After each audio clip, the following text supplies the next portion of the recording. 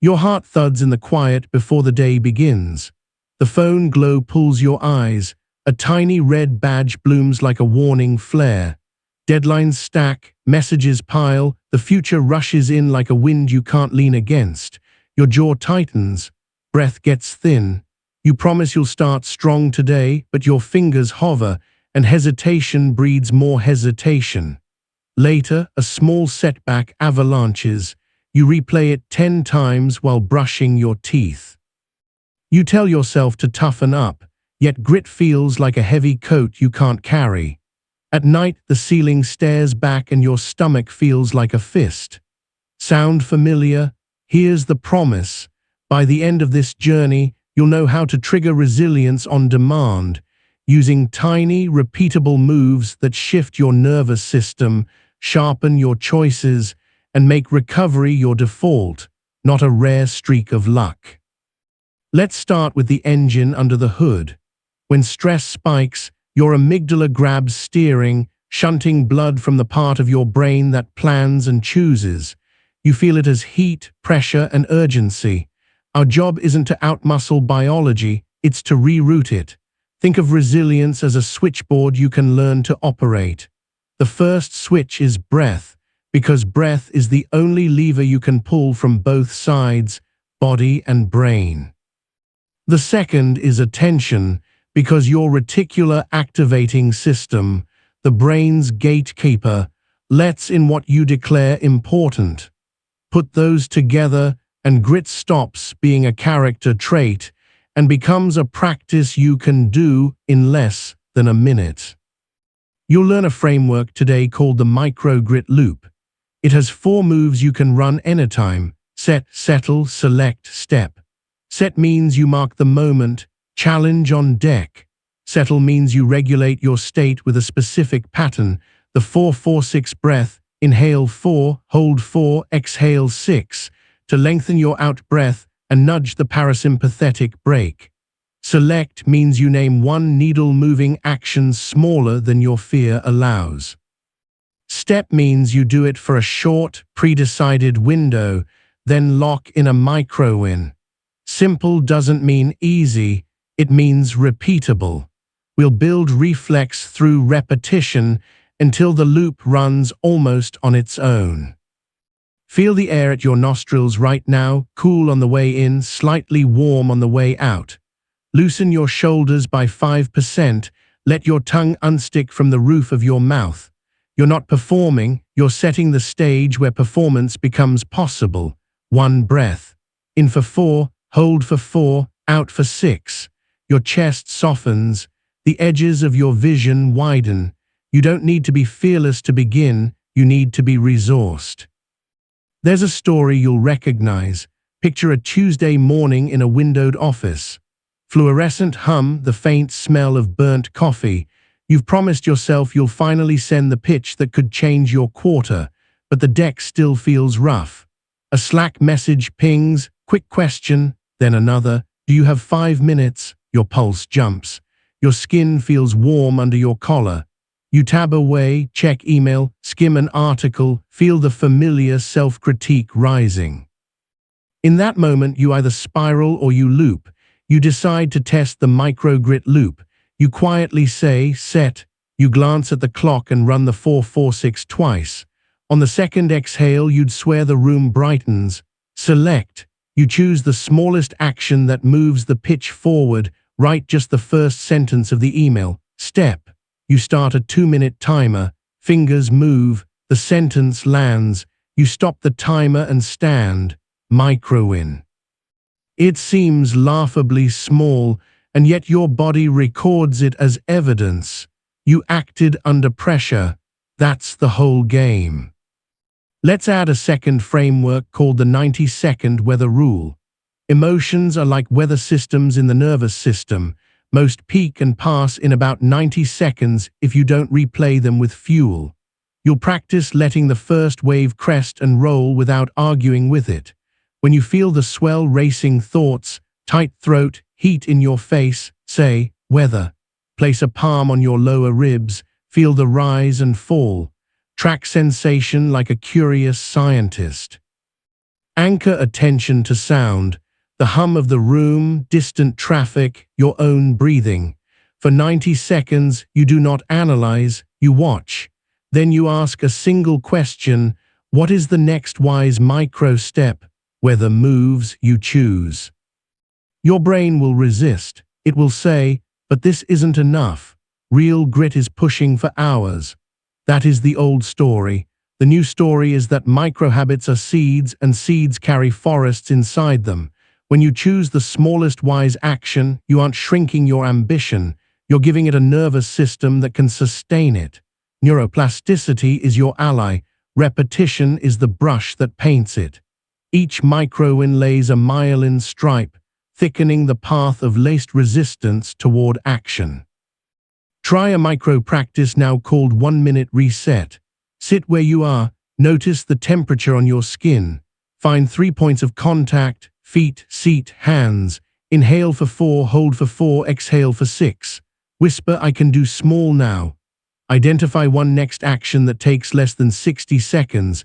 Rename a file, write a subject line, fill a water bottle, outline 3 words for a conversation. Start a 1-minute timer, do it, and then say, logged. That word matters. Your system needs a closing ritual to tag the act as complete. Tiny closures prevent tiny open loops from breeding anxiety. Here's how this played out for Jasmine, a project manager who felt like she was drowning. She described her mornings as a low-grade storm, waking with a knot in her stomach, scrolling, postponing breakfast, resenting her calendar. She tried longer to-do lists and harsher self-talk, both backfired.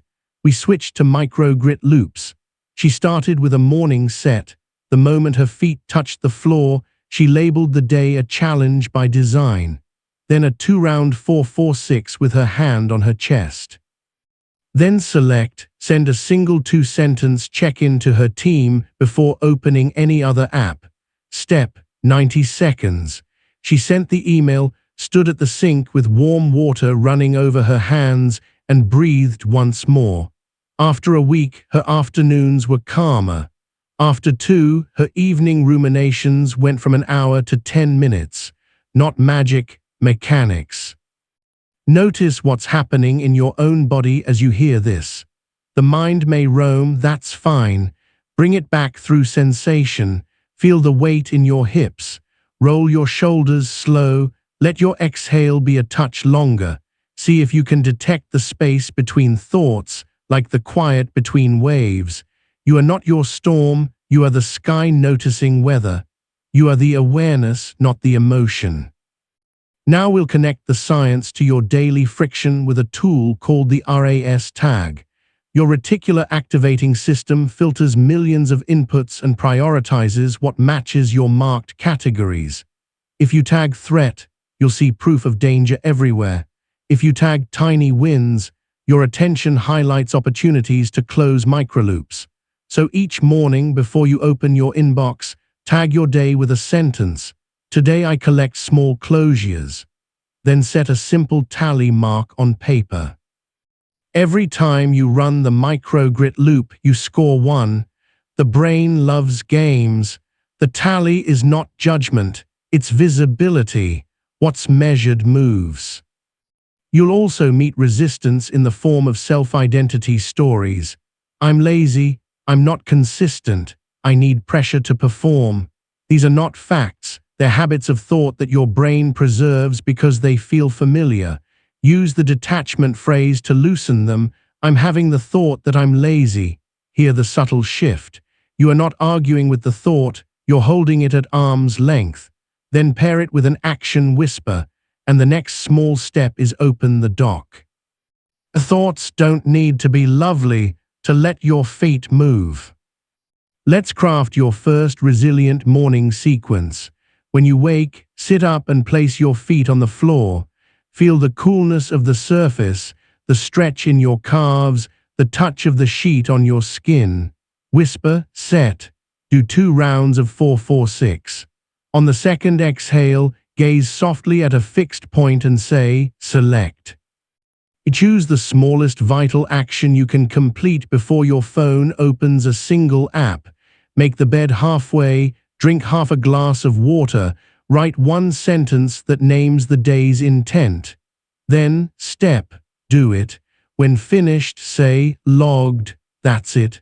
30 to 60 seconds. Micro habit, macro shift. As you move into your day, you'll apply a method called the 3-perspective reframe to recover quickly when you stumble. Perspective 1 is the immediate you. This is hard. Perspective 2 is the coach you. Hard means I'm training the right muscle. Perspective 3 is the future you, 3 months out, who says, thank you for these tiny reps. They built the reflex I needed. Speak each aloud in a calm voice. The nervous system takes tone as data. You aren't sugarcoating, you're stabilizing. Then return to the loop. Set, settle, select, step. You might wonder how something this small adds up. Picture a garden. Neglect isn't neutral, weeds advance. But you don't restore a garden with one heroic day. You show up daily, even when the sky is gray, even when you slept badly. You pull 3 weeds. You plant 1 seed. You water for 60 seconds. At first nothing visibly changes, but roots are forming. After a week, the soil is looser. After a month, green nudges through. Resilience feels like that, invisible at first, potent later. The stakes are not just tasks, they're your sense of self-trust. Every micro-win tells your body, I can rely on me. Pause and scan your body again, jaw unclenched, shoulders a little lower, maybe a softness behind the eyes. If there's still a knot in your stomach, don't force it to vanish. Put a gentle palm there, feel warmth soak into your skin. Let the knot be a visitor, not a verdict. If a thought spirals, why am I like this? Use the detachment phrase. I'm having the thought that I should be further along. Then breathe out longer than you breathed in. You're training the only moment you can, this one. To close this first chapter, do a drill called the 2-minute grit bank. Find a paper, not digital. Draw a small box in the corner and write today's date. Under it, list 3 micro steps you can finish in under 2 minutes each that would move your world forward. They must be specific and present tense. Email Kara the revised line, fill the bottle, rename the draft version 2. Before you move on, run 1 micro grit loop and complete the first item.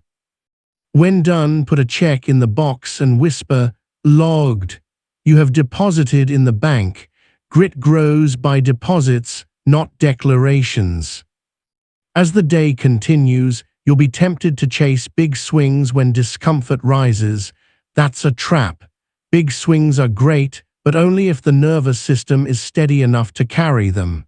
Keep playing small on purpose, especially when the wind picks up. Weather moves, you choose, and when you forget, and you won't call it failure, you'll call it training data, then you'll loop again. Close your eyes for a moment, feel the air brush your skin, hear the room, taste the quiet, inhale for 4, hold for 4, exhale for 6. You are not broken, you are learning your controls. You are the awareness, not the emotion. You can trigger resilience on demand, one small, honest step at a time. And that is how grit stops being a costume you put on and becomes your way of moving through the world. You've learned to loop under pressure. Now you'll learn to recover on purpose. Resilience isn't only the ability to act when it's hard. It's the speed with which you return to steady after you're knocked off center. Think of recovery like the spring inside a door. If it's rusted, the door lags and slams. If it's tuned, the door closes silently every time. Today you'll tune your spring with micro-habits that create fast baseline resets, because a steady baseline is the secret multiplier of grit. When the baseline is lower, calmer, clearer, every decision costs less glucose, and willpower stops leaking through invisible holes. Start with a framework called the Recovery Triad. 3 levers, tiny by design: breath, body, brief. Breath is your 4-4-6, already familiar, and we'll pair it with a counting cue, longer out than in. Body is a single posture shift that tells your vagus nerve this moment is safe enough. Shoulders back 2 centimeters, jaw unhinged, gaze soft. Brief is a sentence under 7 words that points your reticular activating system towards stability. This is training, not threat. You'll run the triad after any spike. A ping that stings, a meeting that heats your face, a memory that tenses your throat. You don't argue with the spike. You run the triad once. You pay yourself with 1 micro-win, then you proceed. Feel your clothes against your skin. Notice the temperature on your forearms. Inhale for 4, hold for 4, exhale for 6. On the exhale, let your shoulders roll down and back, like lowering a backpack. Whisper your brief, training, not threat. Let your eyes take in the edges of the room without naming anything. The baseline settles a notch. That notch is the room where better choices live. Now we widen your platform with a tool called the Glide Path Protocol. Your nervous system doesn't like hard edges, it prefers ramps. A ramp into effort reduces friction. A ramp out of effort speeds recovery. The glide path has 3 parts: pre-glide, peak, post-glide. Pre-glide is a 30 to 90-second ritual that cues we are about to focus. Peak is the smallest focused block you intend to do, often 2 to 7 minutes, no heroics. Post-glide is a deliberate decompression of 30 seconds, so the door closes smoothly. The brain quickly learns the pattern: ramp, focus, release. Over time, it stops throwing alarms at the start and stops clinging at the end. You become the pilot who knows the runway and the air. Here's how Leo used it. He dreaded writing daily updates, so he avoided them, then apologized, then avoided again. We built a glide path. Pre-glide, he placed both feet flat, ran 1 recovery triad, and opened the template file, nothing else. Peak, 2 minutes to type 3 bullet-free sentences. Post-glide, he stood, looked out the window at a tree for 3 breaths, and placed a tiny check mark on a sticky note titled Landings. 7 days later, his dread curve dropped by half. Not magic, mechanics. The brain learned that the runway is short and safe, and that landings always happen. Check your own body again. Where's the weight in your hips? Can you feel your tongue soften? Take an easy inhale. Let the exhale slip out like steam from a cup. Sense the back of your neck lengthening a centimeter. You're scripting your baseline with sensation instead of argument. You are the awareness, not the emotion. Next, you'll map invisible friction. Most people think they lack motivation when they actually lack architecture. Use the friction audit. Pick 1 recurring task you resist, maybe working out, writing, invoicing, studying. Walk through the last 3 times you avoided it and list the exact snag points you hit in the first 60 seconds. Couldn't find the file, charger was missing, shoes buried, tab explosion, fear of the blank page. You'll solve each snag with a 2-move action called nudge and nest. Nudge is removing 1 obstacle in advance. Nest is placing the first step in plain sight with 0 clicks, 0 draws, 0 effort.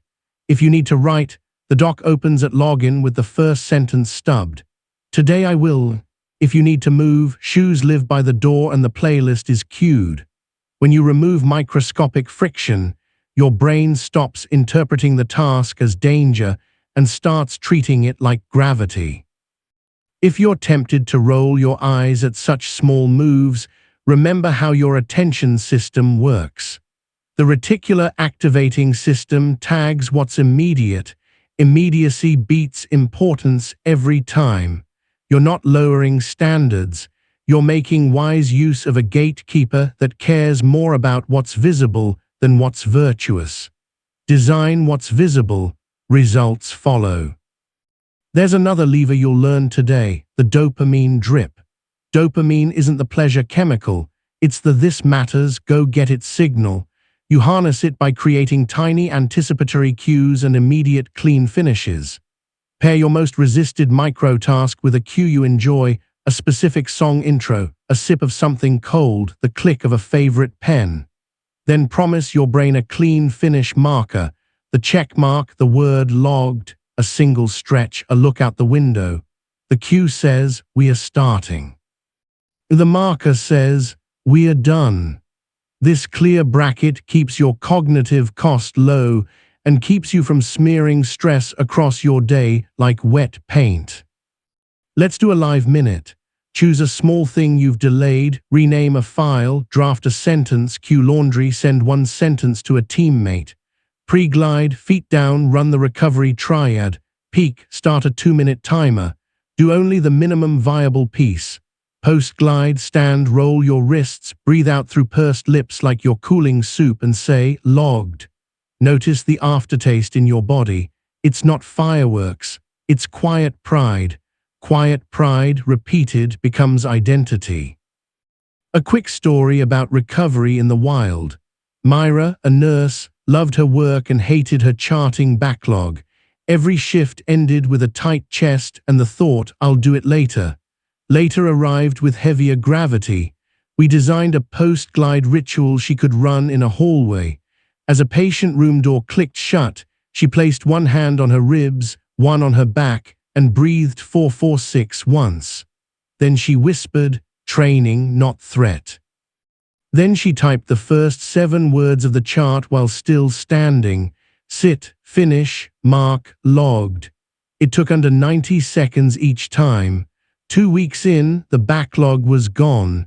What vanished wasn't only charts. It was the story that she was bad at paperwork. Recovery writes new stories by action, not debate. Check your senses, the chair under you, the air on your cheeks, the quiet between sounds. Let your shoulders drop another sliver. If your mind is rushing ahead, what about bigger goals? Smile at it. Bigger goals ride on calmer baselines. Calmer baselines arrive through micro-habits repeated until predictability replaces panic. You are the awareness, not the emotion. Now you'll build a daily scaffolding called the Anchor and Aim routine. Anchor is a fixed micro-action tied to an unmissable event.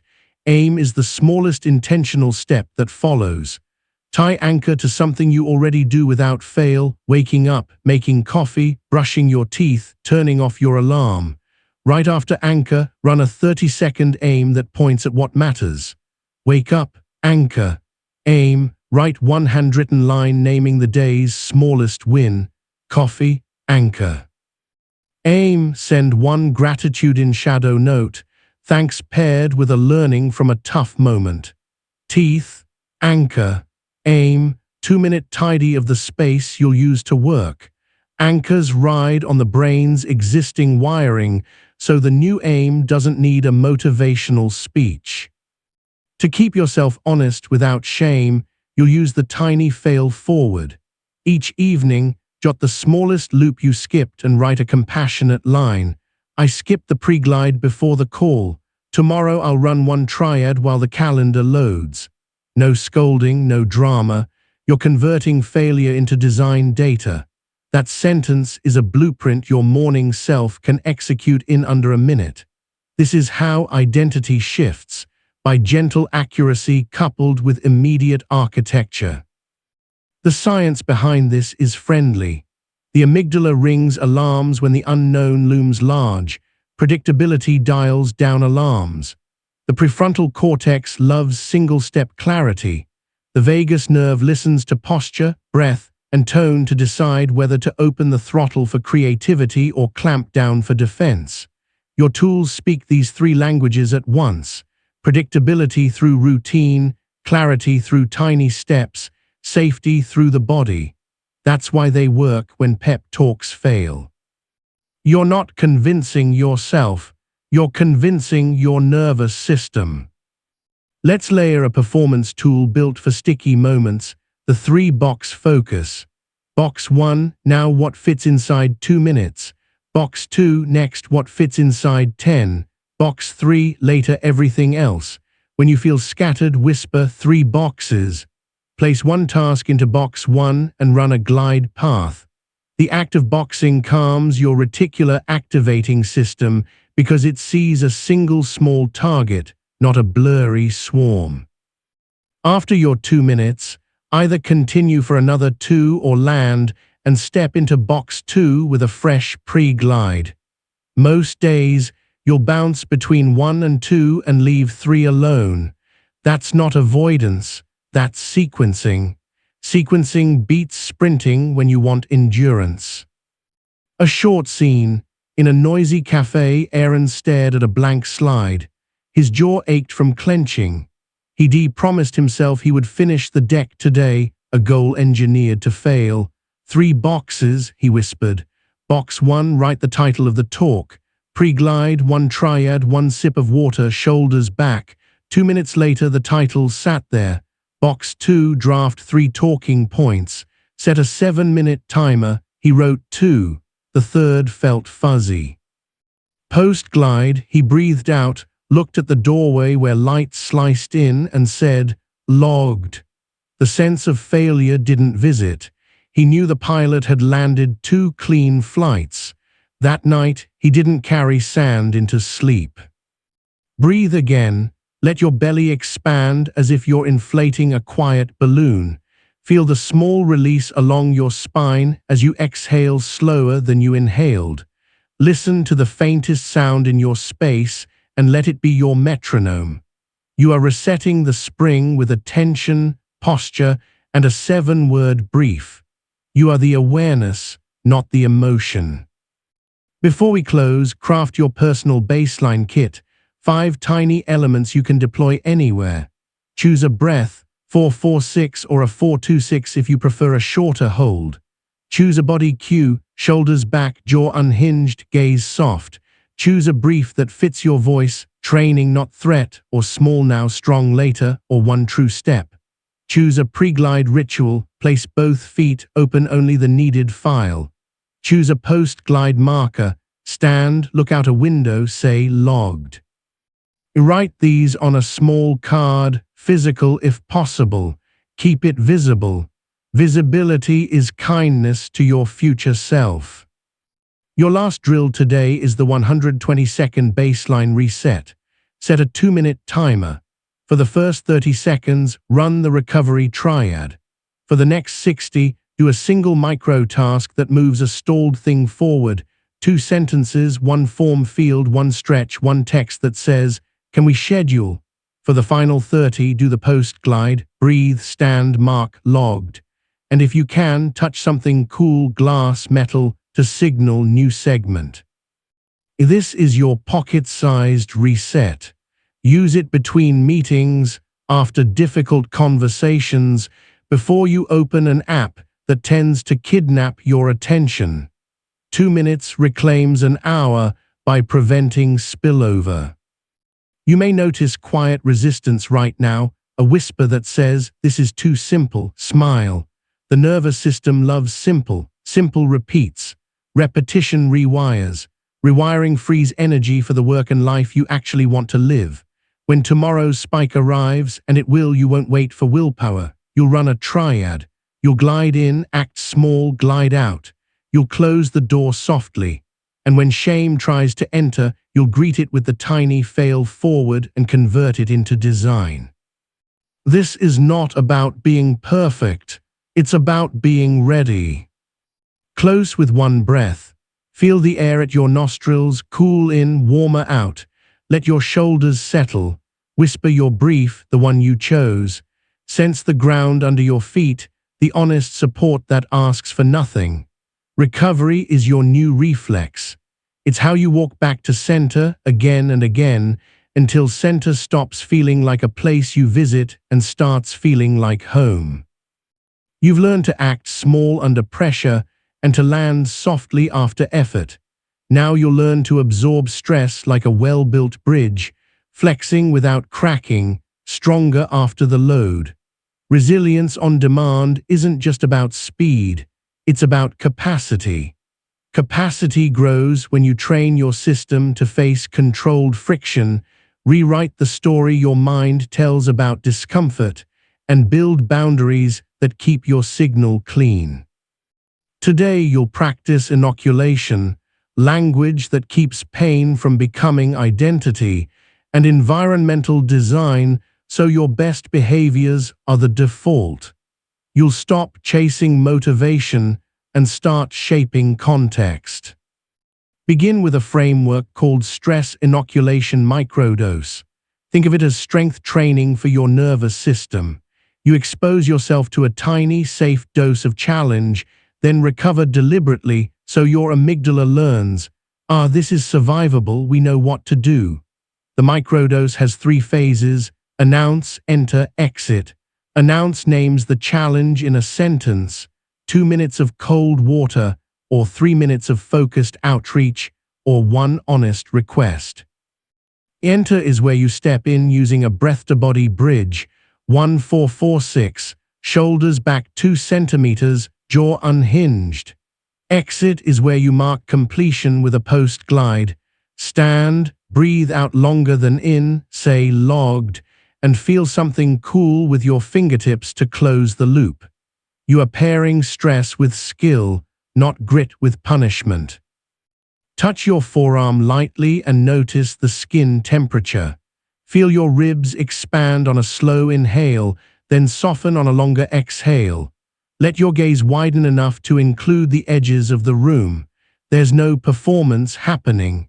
You're briefing your system the way a pilot briefs a crew: clear language, consistent steps, predictable exits. You are the awareness, not the emotion. Pair inoculation with language that keeps you steady. Use a tool called the painter process reframe. Your brain loves stories. It especially loves stories that explain discomfort. Left alone, it picks dramatic ones. I'm not cut out for this. This always happens. I can't handle pressure. You'll swap those with a single phrase structure. This is a sensation and a skill. Tight chest, sensation. Asking for feedback, skill. Instead of I'm anxious, try I'm having tightness and practicing a request. The prefrontal cortex lights back up when the problem is a skill to practice instead of a verdict on your worth. You shift from fixed identity to trainable process with 10 words or less. A story to ground it. Dina, a product designer, avoided conflict like it burned her tongue. In meetings, her heart sprinted at the first hint of disagreement. Her boss called her adaptable, but she heard invisible. We built a stress inoculation microdose around tiny disagreements. Announce, 30 seconds naming one concern. Enter, 1-4-4-6, shoulders back, jaw unhinged. She paired it with the painter process reframe. Heat in chest, skill is naming one risk. She spoke a single sentence. I'm worried our onboarding adds friction here. Exit, stand, breathe, logged, fingers on the cool metal water bottle. After a week, she didn't become combative, she became specific. Her amygdala learned the pattern: discomfort arrives, skill deploys, completion happens, and no social death follows. That is capacity. Now build boundaries that protect your signal with a framework called the 1% friction fence. Willpower leaks when your environment is engineered for interruption. A fence is not a wall. It's a tiny increase in effort for the behaviors you don't want and a tiny reduction in effort for the ones you do. 1% means the change is almost invisible but continuously effective. Put chat apps on your second screen or second page. Set your phone to grayscale during peak focus. Move the noisiest icon off your home row. Require a 5-second hold to open social media. Keep a single index card on your desk with now right arrow next right arrow later handwritten. Plug your laptop near a window so your post glide includes a breath with real light. None of this is moral. It's physics. Attention follows the path of least friction. Feel the weight of your body in the chair or on your feet. Notice one point of pressure. maybe where your palm meets your thigh or the ground meets your heel. Let your exhale pour out like warm tea. Smell the air, even if faint. Your senses are the dials on your inner mixing board. Turn them with intention. You are the awareness, not the emotion. Add a protocol designed for hot moments called heat-to-handle conversion. When emotion spikes, you have two goals: reduce the heat by 10% and convert whatever remains into a handle you can grip. The conversion has 4 words: name, locate, ask, act. Name the emotion in plain English: anger, fear, shame, urgency, located in the body, heat in face, tight jaw, buzzing arms. Ask one wise question: what is this trying to protect? Then act on the smallest protective behavior that aligns with your values. Pause before reply, ask for 5 minutes, write a draft, don't send. When you give emotion a job, it stops thrashing and starts working for you. That job is always protection. You decide what kind. There's physiology underneath this. Naming recruits your left hemisphere's language centers and tugs blood back from the amygdala. Location cues interoception and engages the insula, which helps integrate sensation instead of fighting it. The wise question invites your prefrontal cortex into problem solving. The small act completes the stress cycle. Neuroscience here isn't a lecture. It's a map you can walk in under a minute. Let's run a micro drill now called the light switch ritual. Stand if you can. As you flick a light on or off, do 1-4-4-6 breath, whisper your brief, small now, strong later, and state aloud a single verb for your next segment: write, call, stretch, clear, ask. The movement, breath, word, and tiny auditory cue create a potent association over time. The reticular activating system loves rituals tied to objects. A light switch becomes your scene change. You are creating a pocket theater where you control the stage lights instead of performing in darkness. A tight anecdote about boundaries. Kyan, a freelancer, lived inside his inbox. He swore he needed to be responsive. Reality, he was reactive. We used the 1% friction fence to move email into 2 docs.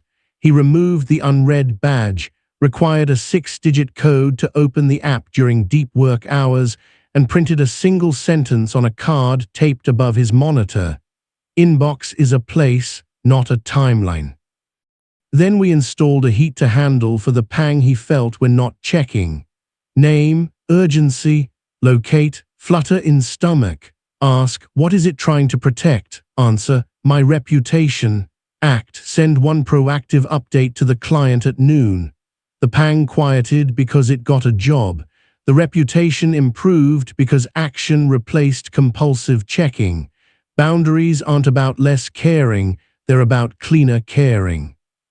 Scan your jaw, unhinge it a few millimeters. Feel the breath stroke the inside of your throat. Place a palm on your chest and feel the rise delight your hand. If your mind is arguing, but what if I miss something? Answer it with architecture, not debate. Schedule 2 15-minute windows for messages. Put a post glide at the end of each. Stand, breathe, logged, then touch the cool edge of a window or mug. Predictability downgrades fear.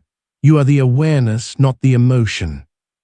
You'll also craft a map called choice architecture lines. Picture 3 lines on the ground in front of you. Line 1 is the ease line, what action is almost too easy to refuse. Line 2 is the effort line, what action requires honest effort but not heroics. Line 3 is the edge line, what action taps outer limits for a brief timed burst. When you plan a day, place one task on each line. During low energy, step on ease and complete it. During natural peaks, step on effort. Once a day, when you feel resourced, toe edge for a short sprint, never more than 7 minutes at first. This trains your nervous system to distinguish between capacity levels instead of making every hour a referendum on your worth. You stop bullying yourself on low days and stop sandbagging on high ones. Both are wins. Here's a scene where the lines changed a week. Leela was a junior attorney facing a dense research memo. She kept bouncing between procrastination and punishment. We drew the lines. Ease, paste relevant case numbers into a doc. Effort, draft 2 neutral sentences describing the core issue. Edge, present the draft aloud to an empty room for 5 minutes. She set timers. Each completed segment ended with post-glide, a look at the grey light through her office blinds, 1 logged. By Thursday, her heart wasn't sprinting when she opened the file. The work hadn't shrunk. Her system had grown calibrated. Calibration is underrated. It's where grit stops feeling like drag and starts feeling like clean traction. Your identity is changing underneath these repetitions. At first you do the practices, then the practices begin to do you. To accelerate this, use identity casting. Cast yourself in a role with a 2-word name that fits the behaviors you're rehearsing. Calm pilot, quiet finisher, gentle closer, honest asker. Say it under your breath before a task and immediately after. It's not a fantasy, it's a lens. The brain uses self-labels to predict future behavior. What would a calm pilot do in the next 60 seconds? The answer is almost always small, clear, repeatable. Over time, the label becomes a mirror that tells the truth. You keep doing what that person does. Another quick protocol for moments of social friction, the 3-breath boundary. Breath 1, inhale, exhale longer and silently say, I respect you. Breath 2, inhale, exhale longer and silently say, I respect me. Breath 3, inhale, exhale longer and aloud say one clean line, I'm available at 2, or I can do X, not Y, or I need a minute. The vagus nerve listens to your tone. Respect softens tone without surrender. Boundaries are friendlier when the body is calm and the sentence is short. Pause, listen for the softest sound in your space. Feel the pull of gravity through your spine into whatever supports you. Let the skin around your eyes loosen. Taste the aftertaste of your last sip of water or the dryness of your mouth. Presence is the antidote to panic because panic lives in imaginary futures. Presence lives in sensation. You are the awareness, not the emotion. We'll turn to energy management with a practice called micro-seasoning. Your day has natural micro-seasons, dawn-like moments of fresh start, noon-like bursts, dusk-like dips. Tag them consciously for a week. When you notice a dawn moment, after a shower, post-walk, fresh notebook, perform one edge-line action for no more than 5 minutes. At noon moments, between meetings when you feel a hum of readiness, hit effort. At dusk dips, after lunch, late afternoon, play on ease and hit a humble win, then run a recovery triad. This keeps you from fighting biology, you surf it. Surfers don't argue with waves, they position themselves to catch the right ones. A brief tale from a kitchen table. Priya, a graduate student, swore she was broken in the afternoons. Her brain went foggy, shame barked. She doom-scrolled. We shifted to micro-seasoning. At 2:30 p.m., she ran a 120-second baseline reset. Then ease, clean her desktop 1 minute. At 3:00 p.m., a noon-like hum arrived after a walk. She hit effort, summarized 2 pages of reading. At 7:00 p.m., mini dawn after a shower. Edge, 5-minute whiteboard talk through. Her GPA didn't jump in a day, but her evenings softened, and the identity of afternoon failure faded because the evidence changed. Identity always follows evidence. Now install a tech boundary that gives you back hours, the 33 reclaim. Every 30 minutes of screen time, your next 3 minutes go off screen. Stand, breathe 4-4-6, look at a far object to relax your eye muscles, and do one analog micro-win, fold 2 shirts, wipe a surface, jot a sentence by hand. The alternation resets your nervous system, prevents attentional tunnels, and tells your body that you live in a three-dimensional world, not a glowing rectangle. Recovery, baked into rhythm, beats recovery as an afterthought. Check in, feel the coolness of air at the tip of your nose. Track the warmth returning as you exhale. Notice the contact of fabric on your shoulders. If there's a knot in your stomach, place a palm there and another on your back, making a small sandwich of warmth. Your heart rate may still be up. That's not failure. It's fuel redirected by form. You are the awareness, not the emotion. Before we close, construct your resilience perimeter, the smallest ring of non-negotiables that keep your baseline honest. 1 is breathing on purpose at least 3 times a day. 2 is a micro-movement, 30 seconds to stand, stretch, or walk to the window. 3 is a clean finish marker after any focused burst. 4 is a single boundary sentence per day spoken aloud. 5 is one tiny fail forward each evening. Write them on a card, tape it somewhere boring and visible, like the inside of a cabinet. Boring is good. Boring means you'll see it when your brain isn't looking for inspiration. Your last drill is called the cold to calm bridge. If available, run your hands under cool water for 20 seconds or hold something chilled. Feel the sting. Announce, this is a sensation and a skill. Do 1446. Ask, what is this trying to protect? Answer with a value, my health, my focus, my honesty. Then perform one small aligned act. Drink water, write one true sentence, say one clear boundary. Mark logged. You're teaching your system that discomfort is not the end of the story. It's a bridge to congruent action. Close your eyes for a breath. Imagine the weather inside your mind shifting from gusty to breezy. Hear the tiny sounds in the room, your own breathing, perhaps a distant door. Feel the chair or the floor receive your weight without complaint. Whisper your role name, the one you cast. Calm pilot, quiet finisher, gentle closer. Let it ring once. You are not pretending, you are practicing.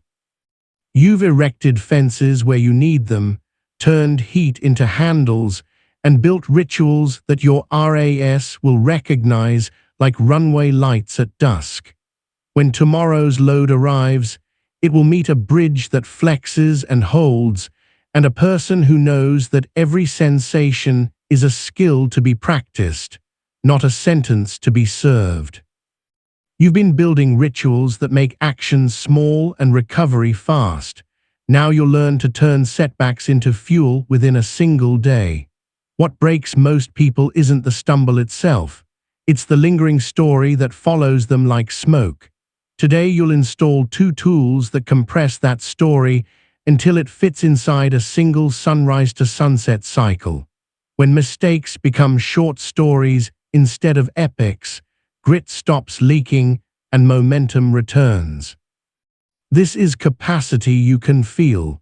A quieter chest, steadier hands, a mind that's willing to try again without bargaining for perfect conditions.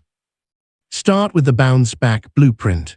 4 moves, each one a door you can walk through in minutes. Rupture, regulate, review, recommit. Rupture is the honest naming of what broke. A missed deadline, a sharp word, a workout skipped, a promise to yourself that evaporated when the day rushed you. Regulate is where you steal blood back from your amygdala so the review won't turn into a courtroom. Review is a neutral pass across the timeline, what preceded it, what snagged, what signal you missed, which piece was under your control. Recommit is one clear micro-step that happens now, not someday, so the future gets evidence that you're the kind of person who repairs in place. Feel the air moving past your lips. Let your shoulders sag a centimeter, the way a coat slides down a hook. Do one physiological sigh, 2 short inhales through the nose, then a long, slow exhale through the mouth, because that pattern quiets carbon dioxide buildup and tells your system the fire is out. Your jaw can hang for a second. Your gaze can widen as if you're stepping back from a painting. You are preparing to review, and review is a delicate instrument. It plays best when your hands are warm and steady. You are the awareness, not the emotion. There's neuroscience under this blueprint. The brain's negativity bias records errors with high-resolution ink. It's an evolutionary kindness that sometimes gets unkind with modern work. Memory reconsolidation gives you a short window after reactivating a memory to edit the meaning that travels with it. When you regulate first and review second, you open that window. When you tack on a tiny corrective action, you plant a new association. We stumble, then we fix. You repeat that loop and the nervous system stops flooding you with cortisol for the same category of mistake. It predicts repair, so it spares you the sirens. A scene from a late afternoon. You promised your manager a draft by 3:00 p.m. It's 3:17. Your face runs hot, palms damp. You type a flurry of apologies, then backspace until your screen stares back. The old pattern is either disappearing or doubling down. Instead, you run the blueprint. Rupture, say it plainly in your head, I'm past the time. Regulate, 1 physiological sigh, then a 4-4-6 breath. Shoulders back 2 centimeters, jaw unhinged. Review, rewind the last hour without blame. You notice the snag. At 2:20 you open 2 extra tabs and the RAS chased novelty. At 2:45 you hit a sentence that needed input you didn't have. You froze, then drifted. Recommit, you open the email and send a single honest line. Here's version 1 with gaps highlighted in yellow. If you want a quick call for the yellow sections, I'm ready in 10. You mark logged. Your system is still warm, but not on fire. You didn't wait for perfect. You repaired in place. That's a nervous system win disguised as a work email. Check your skin temperature at your forearms. Notice the fabric against your collar. Inhale as if you're smelling rain. Exhale as if you're fogging a window. The body keeps the score, yes. It also keeps the solutions if you listen. You are the awareness, not the emotion. Pair the blueprint with a second tool called the Emotional Alchemy Ladder. Emotions are weather, and ladders let you climb from storm to usable sky 1 rung at a time. Each rung is a small shift, not a leap. The rungs go like this: notice, name, normalize, narrow. Next. Notice is sensation, pressure in the throat, heat in the cheeks, a fizzing behind the eyes. Name is a plain word: shame, fear, frustration, disappointment. Normalize is the humane sentence: of course I feel this, humans do when X happens. Narrow trims the field, given what matters, what are the 2 smallest useful moves? Next is the micro-action you choose and do now, usually under 2 minutes, to tilt the trajectory. With ladders, you don't force sunlight, you make a small hole in the cloud and let light in through the work. An anecdote from a kitchen table at 10 p.m. Kai blew a client call. He'd promised a number he couldn't hit. He sat amid open tabs and cold tea, replaying every line. His stomach was stone.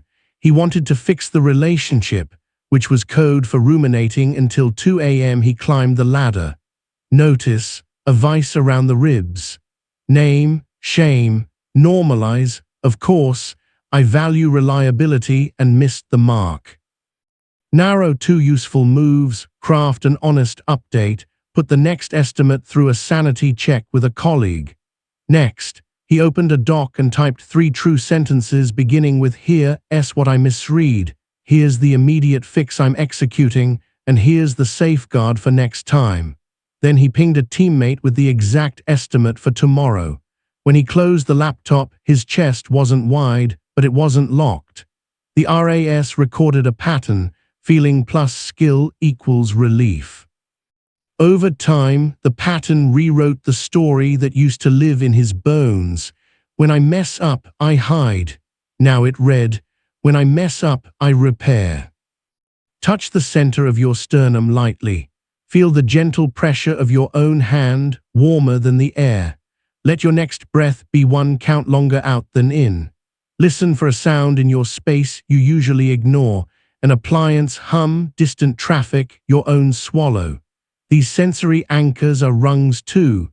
They reduce storm swell by a few centimeters so your brain can spot the next rung without flailing. You are the awareness, not the emotion.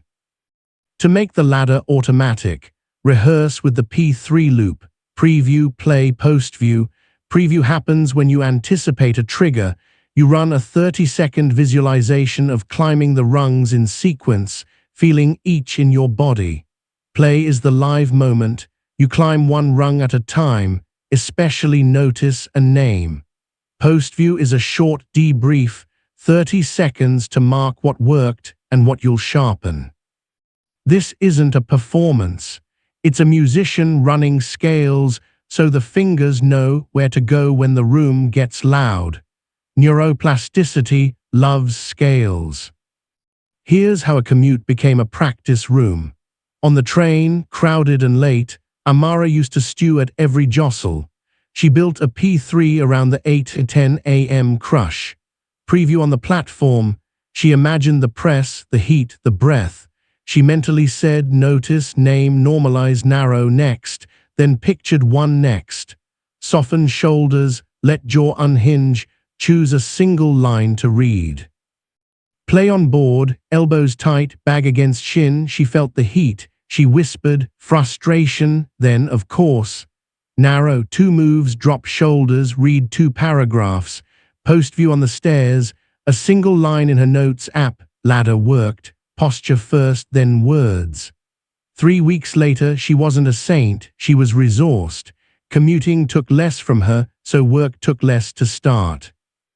You might hear an internal protest, but what about big failures, the ones that don't fit inside a day? The blueprint and the ladder don't trivialize gravity, they metabolize it in bites you can digest. The 24-hour boundary is a compassionate container you'll practice. You allow yourself a full day to feel the weather, then you commit to one clean next action aligned with your values. If grief or repair requires weeks, your 24-hour cycles become repeating chapters. Rupture, regulate, review, recommit, notice, name, normalize, narrow, next. Chapters accumulate into books. Books change lives. Science keeps you honest here. Cortisol spikes fade if you don't keep adding meaning fuel. The autonomic nervous system favors predictability. Your prefrontal cortex makes better plans when the problem is framed as a skill.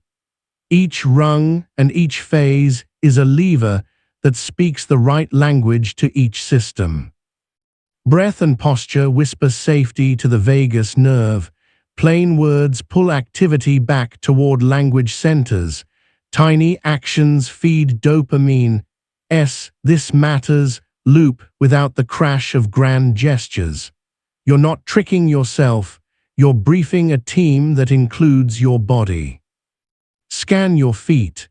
Notice the pressure points, big toe heel, the outside edge. Inhale as if you're filling your lower back with air. Exhale as if you're fogging a mirror you'll write on. Let your shoulders ride the exhale down. You are the awareness, not the emotion.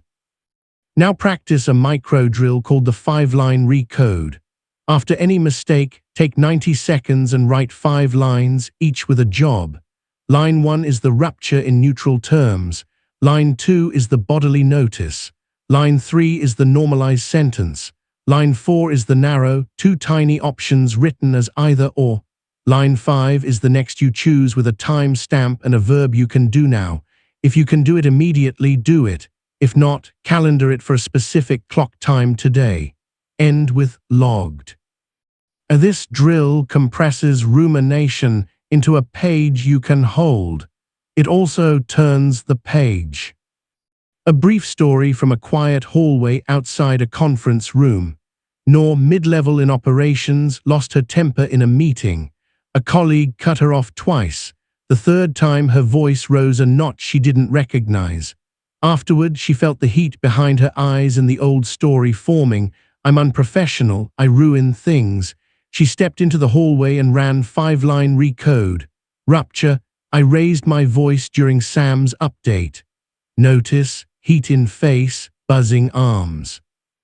Normalize, of course, I care about accuracy and felt unheard. Narrow, either ask Sam for 5 minutes to align or send a calm Slack with one correction. Next, at 2:15, Slack one correction with tone, calm, specific. She added a post-glide breath and touched the cool glass of the framed evacuation map. At 2:15, she sent the Slack. Later, she scheduled a 5-minute alignment. No spiral. Evidence of repair replaced evidence of doom. Taste the aftertaste in your mouth, mint, coffee, simple dryness. Let your eyes soften and take in light without hunting for edges. The nervous system believes what it feels more than what it's told. Feels small, clean actions. Tell the story afterward if you want. You are the awareness, not the emotion. There's a trap worth naming. Productive self-attack dressed as accountability. It sounds like rigor, it works like sandpaper on your nervous system. To avoid it, use the coach's tone test. When you review a stumble, imagine saying your exact words to a talented friend. If your tone would make them smaller, change it. Use tone that people grow in. Calm, specific, forward-pointing. That tone matters because your vagus nerve takes social cues from voice, even your inner one. Coach voice equals safer physiology equals clearer plans. Yes, tone is a tool. Tie today together with a ritual called sunset sweep. 10 minutes near day's end, pen and paper if possible. You scan the last 12 hours as if walking through a house you care about. You gently place each episode in a room, wins in the front room where morning you will see them.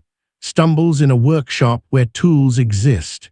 You run one bounce-back blueprint for the biggest rupture of the day and climb one ladder to a next that fits before lights out. Then you set one RAS beacon for tomorrow in a single line. At 9:00, ladder for the budget call. Next is ask one clarifying question. The sweep is not a reckoning. It's a resetting of chairs, so the morning feels like a welcome, not a mess. The brain sleeps better when it believes a caretaker is on duty. A small domestic scene to make it real. After bedtime, dishes stacked, Miles sat with a notebook and wrote. Rupture, snapped at Ava about the email. Notice, tight throat. Normalize, cares about professionalism, felt cornered. Narrow, apologize, write a one-sentence update to Ava. Next, text, I was sharp, I'm sorry, drafting the update now. Then send the update. He sent both, then rinsed 2 cups. When he lay down, there was still a heaviness, but it didn't have claws. Sleep came.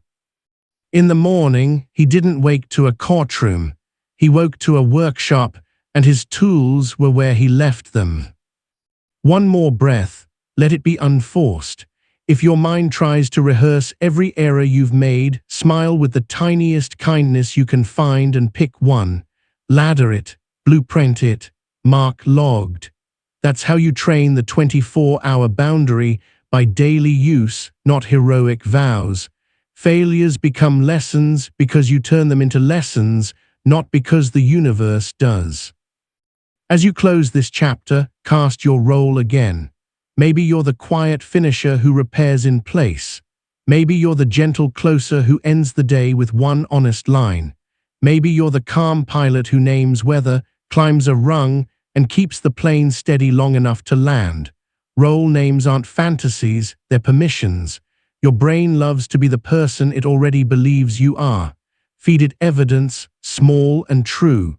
Repeat until the evidence stacks higher than the old story. Feel your feet, the ground, the chair. Look toward the farthest object in the room and let your eyes rest there. Whisper, "This is a sensation and a skill." Let the exhale leave slower than the inhale arrived. You are not your last mistake. You are the one who chooses the next rung and takes it. You've learned to regulate, to glide, to repair. Now you'll wire resilience into the way you work with other people, because grit leaks fastest through messy conversations, ambiguous expectations, and half-said truths. Most overwhelm isn't the task. It's the swirl around the task. Unclear asks, vague ASAPs, hedged no's, silent resentments. Today you'll turn social friction into clean traction with two tools. The clear ask protocol for getting what you need without drama, and the boundary bridge for saying no while preserving trust. When your language gets precise, your nervous system relaxes. Precision is kindness to your brain and to theirs. Start with clear ask. It's 5 small beats spoken in calm English. Context, limit, evidence, ask, release. Context is a single sentence that frames the shared goal so the amygdala hears ally. Limit states the real constraint, time, scope, energy without apology. Evidence names one observable fact that supports the limit. Ask is the smallest specific request that moves things forward. Release is a warm landing line that acknowledges choice and keeps dignity intact. The whole thing fits in 30 seconds and turns a swampy exchange into a footpath you can walk. Feel your shoulders drop a fraction. Notice the cool air at your nostrils, warmer on the way out. Let your jaw unhinge a millimeter. You are rehearsing tone before words, because Vegas first makes words land softly. You are the awareness, not the emotion. A scene to watch it work. Marisol was drowning in quick favors. Every ping felt like a micro-ambush. She practiced clear with a colleague who loved to drop end-of-day requests. At 4:12 the message came, "Could you look at this tonight?" Her chest tightened, palms damp. She ran 1446 and typed, "We both want tomorrow's demo crisp. I have a 2-hour block tonight already committed. I've only had 10 minutes with this file so far. Could you pick one section you most want eyes on, and I'll review just that before 8:00, or I can do a deeper pass by 11:00 tomorrow, your call." She hit send and exhaled. The colleague replied, "Take the intro only, thank you." The demo improved, resentment didn't grow, and her body learned that limits can be said in a way that sounds like care, not rejection. The science here is simple and friendly. When you lead with context, you prime their reticular activating system to tag you as on my team. Limit paired with evidence reduces ambiguity, which lowers the other person's threat response. A clear ask gives their prefrontal cortex a small target to hit. Release keeps autonomy intact, which preserves relatedness, the social safety that your nervous systems crave.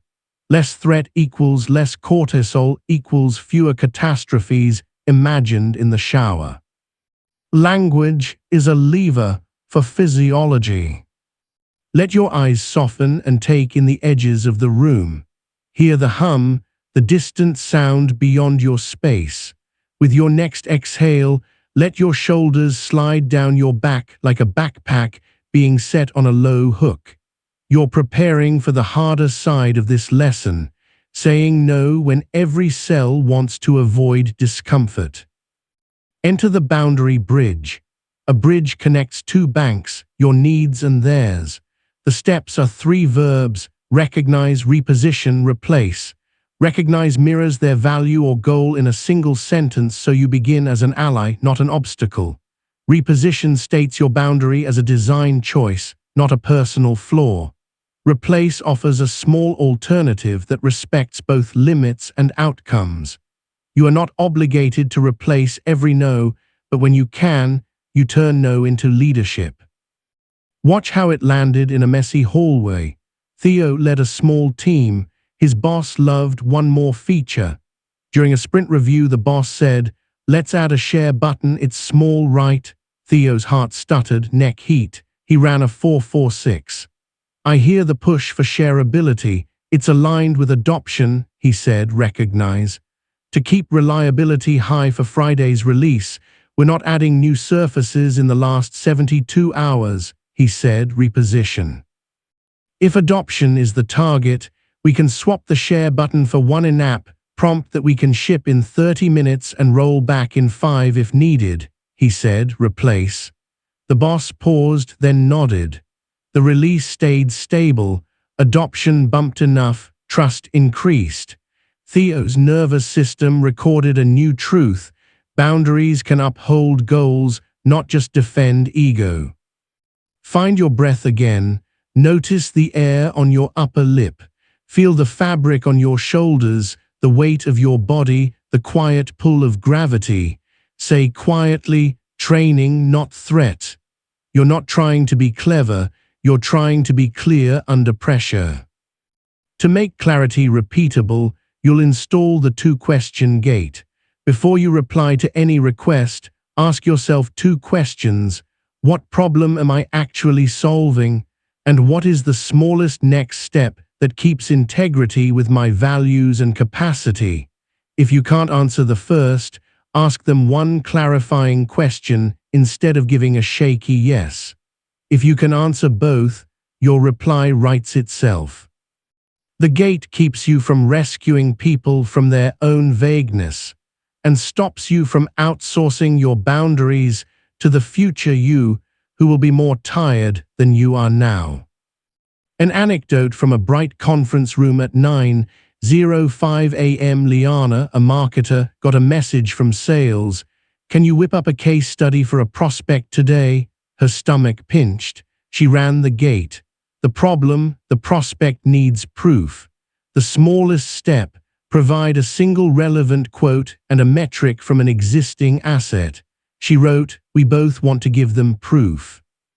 I can pull a quote and a 12% lift metric from the X campaign and format it as a 1-paragraph email within the hour. If you need a full case study, I can scope it for next week, which helps most." The reply, "Paragraph works." She kept her promise to herself and their outcome. The gate trimmed the ask down to what mattered. Check your hands. Are your fingers tight? Uncurl them. Roll your shoulders once forward, once back. Do a single physiological sigh. You are the awareness, not the emotion. We'll add a practice that turns social stress into micro-traction, the 60-second debrief. After any charged exchange, set a minute timer and answer 3 short prompts on paper. What did I do that supported the outcome? Where did I leak? What will my next sentence be next time? Keep it under 60, keep tone coach-like. The point is not to relive, it's to lay 1 mile in stripe for next time. Small debriefs save you from big postmortems and shrink the size of your social hangovers. A memory from a glass-walled meeting room. Nor the same ops lead who once recoded her hallway moment finished a tough vendor renegotiation. Her shoulders were buzzing, a familiar aftershake. She ran the debrief. Supported, named numbers early, kept tone calm. Leak, defended a miss instead of owning it. Next sentence, "You're right, we didn't meet the original SLA. Here's the safeguard now." She breathed out, touched the cool window, and wrote, "Logged." The shake subsided. Next time, her mouth knew which sentence to reach for. Sometimes resilience requires you to ask for help without collapsing into apology. Practice the assist request, a cousin of clear. The beats are anchor, ask, angle. Anchor your shared goal. Ask for a specific, time-bound action. Angle the benefit in their language without flattery. We both want clean handoff to support.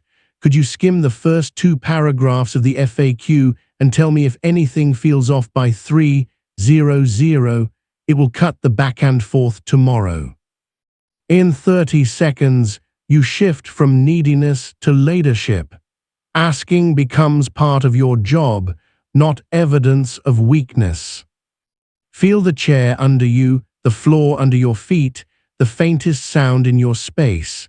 Let your eyelids soften, but don't droop. Picture your throat opening like a drawbridge as you exhale. You're tuning tone so your words ride on calm breath, not tightness. Tone is data to the body on both sides of the conversation. When stakes spike, your words shrink. Install the one-line promise. It's a single sentence that names what you will deliver by when, without extras. You'll have a redlined version by 4:30. I'll call you at noon with the 3 options. The first draft lands Friday at 10:00. Then, to prevent scope creep, you pair it with the 2-word fence, not also. Say to yourself right after, I deliver X, not also Y. This handcuffs your future self to a doable commitment and keeps heroics out of casual emails. Heroics belong to emergencies, not Tuesdays. There's a story from a kitchen counter where kids' cereal bowls still sat. Anna, a founder, kept telling investors, we'll send the new deck soon. Soon is where anxiety grows mold. After one 60-second debrief, she adopted one-line promise. The updated deck will be in your inbox at 5:00 p.m. PST Thursday. She wrote it on a sticky note and placed it on her laptop. Not also, user survey. She delivered. Anxiety didn't spike, trust rose. Her nervous system started craving the clean taste of precise promises. Your nervous system loves endings, so give it one in every exchange. That's the close-the-loop micro-habit. When you finish a message, add a final half-sentence that marks completion or next contact. I'll circle back at 2, or we're complete on this. This tiny clause stops your mind from spinning later. Closure is a chemical, not just a concept. Scan your body once more, the skin at the back of your neck, the rise and fall of your ribs under your palm, the weight of your tongue resting on the floor of your mouth. This is the posture of clarity. You are the awareness, not the emotion. Now you'll practice a tougher arc, the clean repair. When you've stepped on someone's toes, you don't skid into a TED talk on intention. You run the 3 S's, short, specific, steward. Short means 1 or 2 sentences, not a paragraph. Specific means you name the behavior without adjectives. Steward means you offer one small action to prevent a repeat. I interrupted you twice in the meeting. I'm sorry. Next time I'll write my thought and wait until you finish. This doesn't erase impact, but it repairs trust fibers and frees your nervous systems from policing each other. Watch it land in an open office where keyboards never stop. James snapped at Serena after a bug demo. 10 minutes later, he felt the heat turn to ash. He walked over, ran a 446 and said, I cut you off and raised my voice. I'm sorry. Next time I'll ask for a pause instead. Serena exhaled and nodded. The room relaxed by 5 degrees. Both bodies recorded. We can repair quickly. We don't need to avoid each other for a week. To supercharge all of this, build the signal-to-noise schedule. You decide the 2 hours of your day when you are most valuable to your goals, and you fence them from noise. During those hours, you check no messages. You run clear asks and boundary bridges outside those hours, not inside. Most people do the opposite. They burn their best hours on other people's urgency and save scraps for deep work. When you flip it, your system stops living in permanent reactivity. The world rarely ends in 2 hours. Your dreams do if you keep starving them. Taste your mouth, even if it's just clean dryness. Listen for the farthest sound you can hear, then the closest. Let your exhale lengthen. You are making a shelter for your amygdala with structure and clean language. You are the awareness, not the emotion. If you're worried that this will make you rigid, remember the bridge. Rigid is brittle, bridges flex. Clear and boundary aren't scripts, they're shapes that your voice can fill. On days when you are resourced, you'll replace more. On days when you're thin, you'll simply reposition and release. The point is never to dazzle, it's to stay congruent. Before we close, a drill you can do before your next charged conversation. The 90-second warm start. Stand, place a palm on your ribs and one on your back. Do one physiological sigh, then one 4-4-6. Whisper your role name, calm pilot, gentle closer, quiet finisher. Picture the person you'll speak with as a human with a nervous system almost exactly like yours. Imagine their breath slowing as yours slows. Write one sentence that is either a clear ask or a boundary bridge. Say it aloud once, then go. And a ritual for after, the 2-line ledger. Line 1, what you protected, your focus, your timeline, your relationship. Line 2, what you offered, a narrow alternative, a time, a next step. Ledger entries stack into identity. I protect and I offer becomes how your body expects you to speak. Expectation reduces fear, and less fear means cleaner words, and cleaner words mean fewer problems to fix later. Close your eyes if it feels safe. Feel the weight of your feet, the chair, the unseen support holding all of you without demand. Let your breath be honest. If there's a hum under your sternum, don't call it wrong, call it readiness. Whisper, clear words, calm body. The room doesn't change, your posture inside it does. You're not trying to win conversations, you're trying to tell the truth with the least inflammation. That is a kind of courage the world remembers and your nervous system thanks you for. As you move forward, keep the gate at your fingertips, keep clear on your tongue, keep the bridge ready. When you stumble, repair with the 3 S's and then close the loop. When you're pulled, schedule signal, not just effort. This isn't about dominance, it's about design. You're shaping flows so the right work happens without tearing the fabric of your day. You're becoming the person people trust because your yes means yes, your no builds a path, and your requests are clean enough to answer. One last breath. Inhale for 4, hold for 4, exhale for 6. Feel the cool at the tip of your nose, the warmth as you breathe out. Listen to the quiet and the not quiet. You are not here to please every ping, you are here to serve what matters. You are the awareness, not the emotion, and you are learning to speak like it. You've learned to steady your state, repair in place, and speak with clean edges. Now you'll build a system that makes resilience your default even when no one is watching. Systems are the kindness you give your future self. They shape your hours the way a riverbed shapes water, silently, predictably, with less force than you think. Today you'll create an environment and a rhythm that grow focus like a greenhouse grows tomatoes, warmth, light, trellis, fence, water. When you put attention in a greenhouse, grit stops being a fight and becomes a climate. Call it the focus greenhouse. Warmth is safety in your nervous system, the recovery triad on entry, a chair that supports more than it scolds, a tone of voice you'd give a friend. Light is clarity of target, one sentence that names what done for now looks like. Trellis is structure, a 2 to 7 minute block with a pre-decided beginning and end. Fence is friction, the 1% obstacles that make distractions just a little harder to reach. Water is recovery, a post-glide that tells your body, we end clean here. You already know each piece, now you'll assemble them into a single ritual you can run anywhere. The point isn't a perfect greenhouse, it's a repeatable one. Seed, warmth, light, trellis, fence, water, again tomorrow.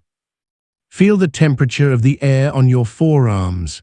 Notice the fabric near your collarbone and the subtle pull of gravity through your spine. Take one 4-4-6 breath and let your shoulders slide down like a coat slipping from a hook. You're not forcing stillness, you're arranging it. You are the awareness, not the emotion. There's a snag that collapses greenhouses, mental clutter. Attention gets stranded in yesterday or tomorrow while your hands try to live in now. You'll learn the three-room method to keep time tidy. Imagine 3 adjoining rooms in your mind. The archive holds the past. It's where you place events that are complete or need a small tag for later. The workbench is the present. It contains only what fits inside 2 to 7 minutes. The observatory is meta.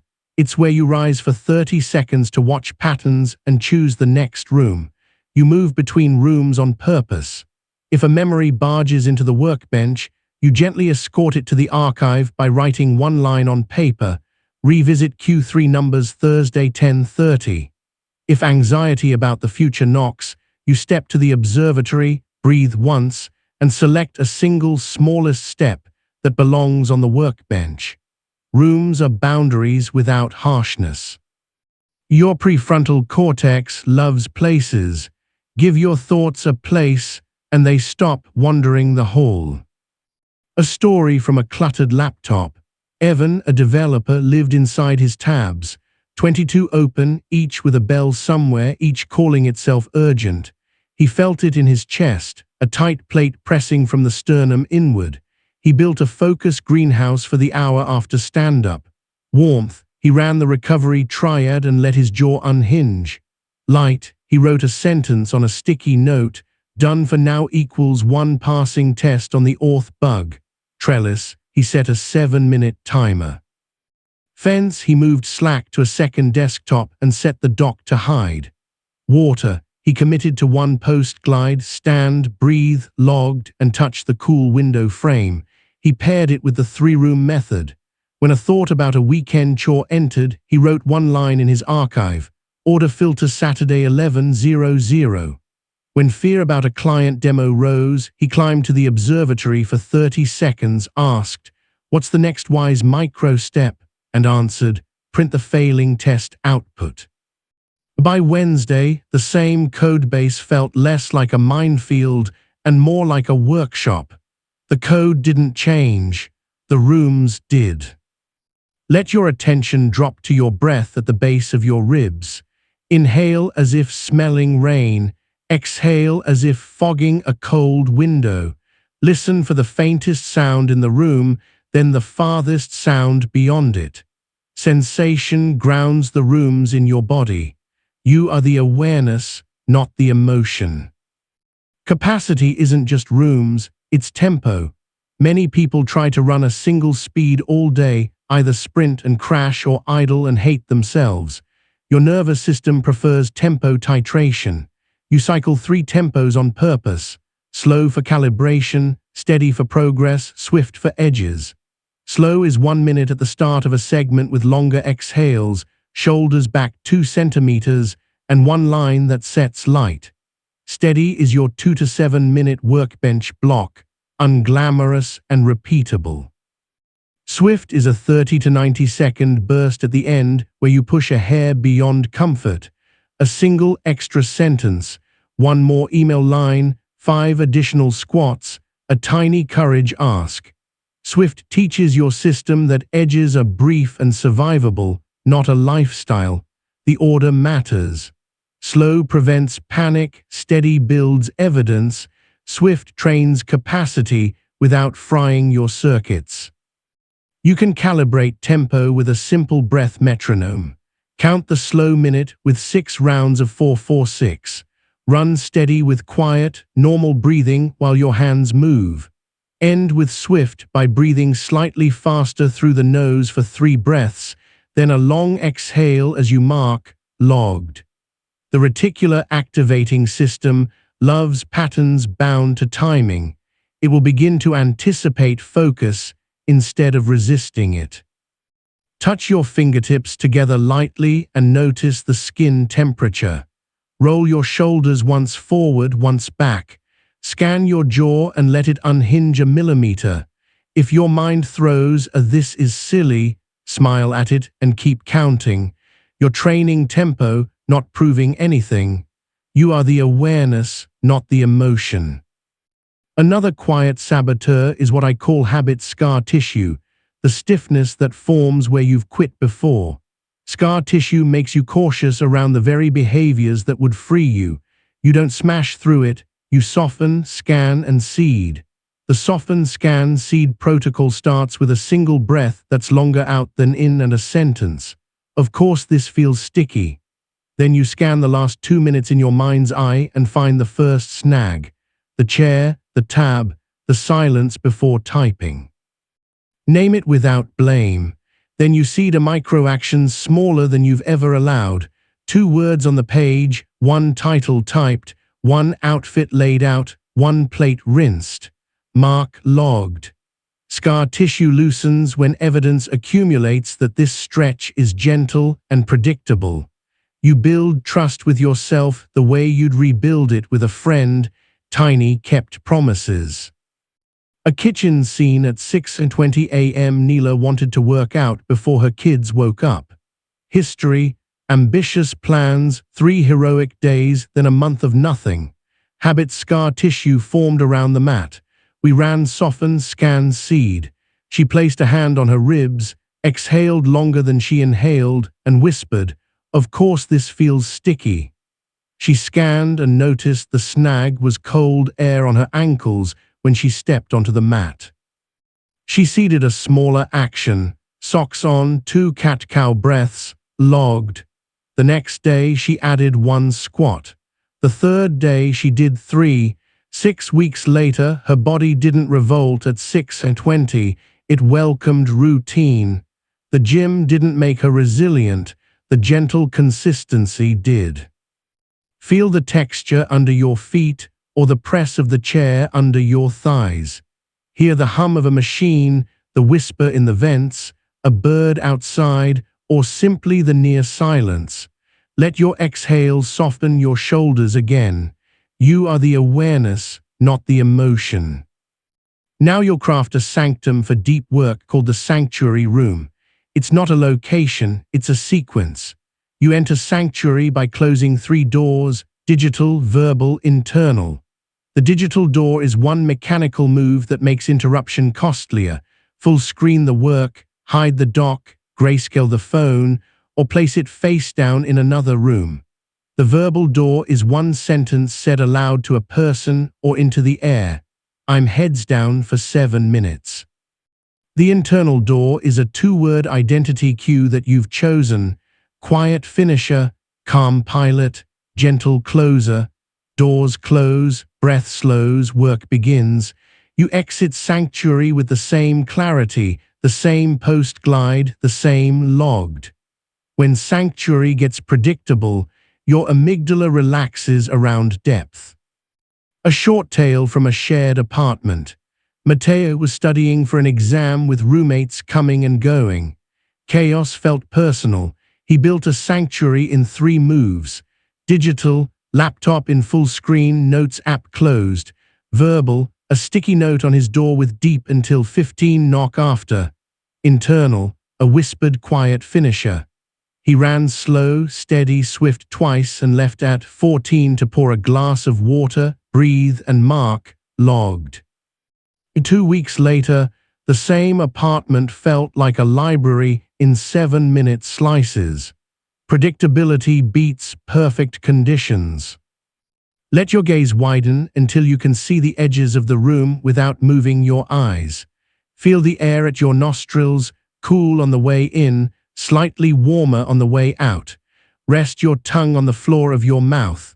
Small, physical things shift your chemistry faster than big, clever ideas. You are the awareness, not the emotion. Your attention is a budget. You can't outearn waste with hustle. Use the attention budget check-in. 3 times a day, morning, mid, late, you ask, where did my last hour go? Did it buy progress or noise? What's my smallest wise purchase now? You answer in 1 line and act for 2 minutes. The question shifts you from consumer to investor. Investors don't hate themselves for past buys. They adjust and move money where it matters. A mid-afternoon scene, fluorescent lights and a vague headache. Yi had doom-scrolled for 20 minutes after a tense call. His shoulders were up near his ears. He ran a budget check-in. Where did the hour go? Headlines and a fantasy argument. Did it buy progress? No, it bought agitation.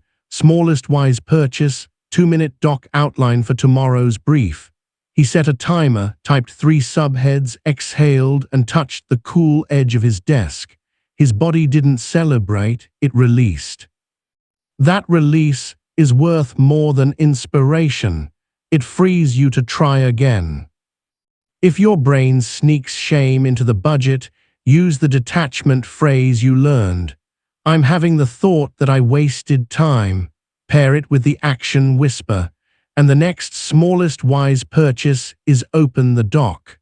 The point is not to feel amazing. It's to move the needle 2 millimeters and record the movement. Check your skin again. Feel the subtle draft across your knuckles or the stillness of the air. Notice the weight of your clothes, the contact points with your chair, the solidity under your feet. Each check-in is a small return. You are the awareness, not the emotion. Another lever for the greenhouse is the RAS beacon board. You seed your reticular activating system with 3 phrases written in big, physical letters where your eyes will land. Small now, clean finish, logged. These beacons are not affirmations, they're instructions. The RAS is a bouncer that lets in what matches the club's theme. If your theme is small now, you'll spot small openings. If your theme is clean finish, you'll close instead of smear. Paper beats pixels here because light bouncing off ink lands differently. Your eyes trust it more. Each morning, you trace the words with a finger as you breathe out longer than you breathe in. You're programming a filter with your hand. There's a myth that momentum requires massive wins. In reality, momentum requires fewer stalls. To reduce stalls, you'll practice friction mapping in real time. When you stop, don't insult yourself. Scan for the pebble in your shoe. Ask, am I missing information, energy, or clarity? If it's information, the smallest step is ask 1 question. If it's energy, run 1 recovery triad or stand and drink water. If it's clarity, write done for now equals and fill the blank. Pebbles aren't moral failures, they're data. You either remove the pebble or you design around it. Either way, feet move. A conference room with stale air provides the final story today. Rena, a product lead, kept leaving strategy docs half-finished. She felt like a fraud every Friday. We mapped friction live. Information was fine. Energy dipped at 2:00 p.m. Clarity collapsed when decisions involved trade-offs. We built a focus greenhouse for 152:10.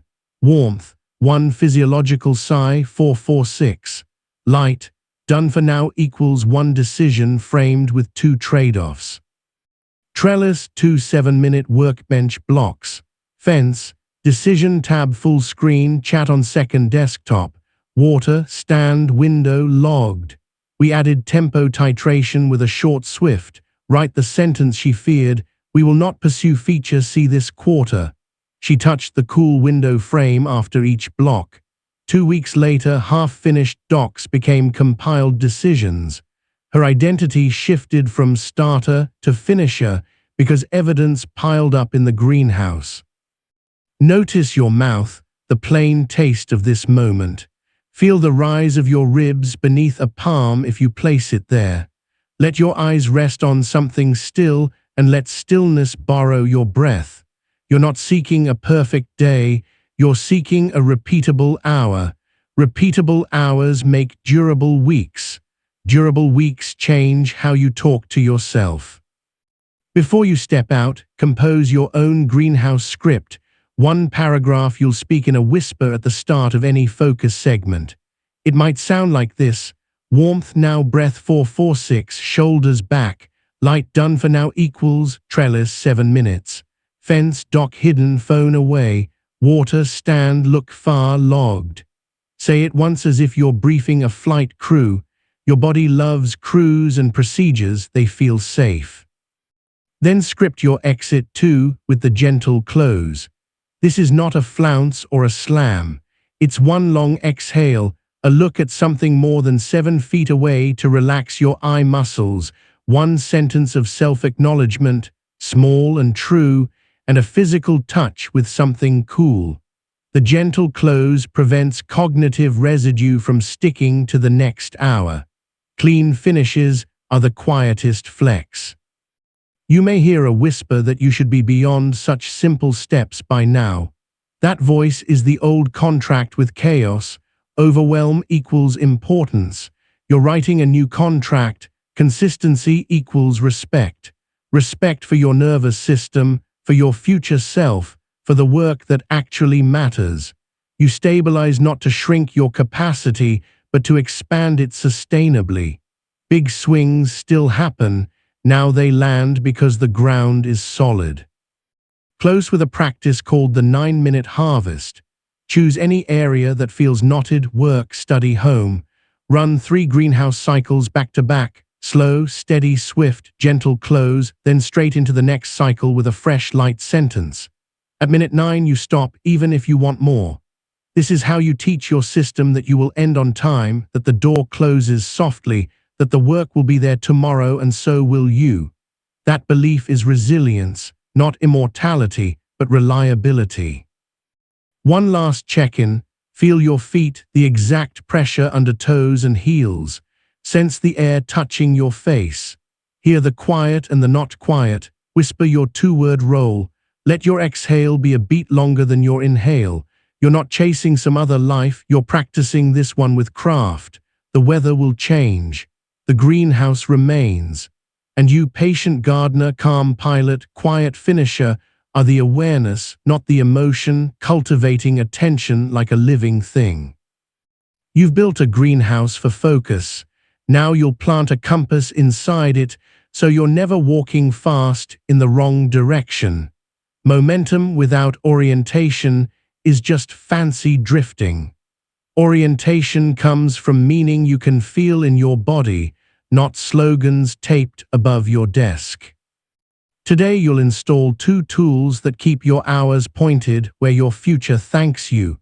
The attention compass, which translates values into moment-to-moment choices, and the distraction immunity protocol, which turns interruptions into fuel instead of leaks.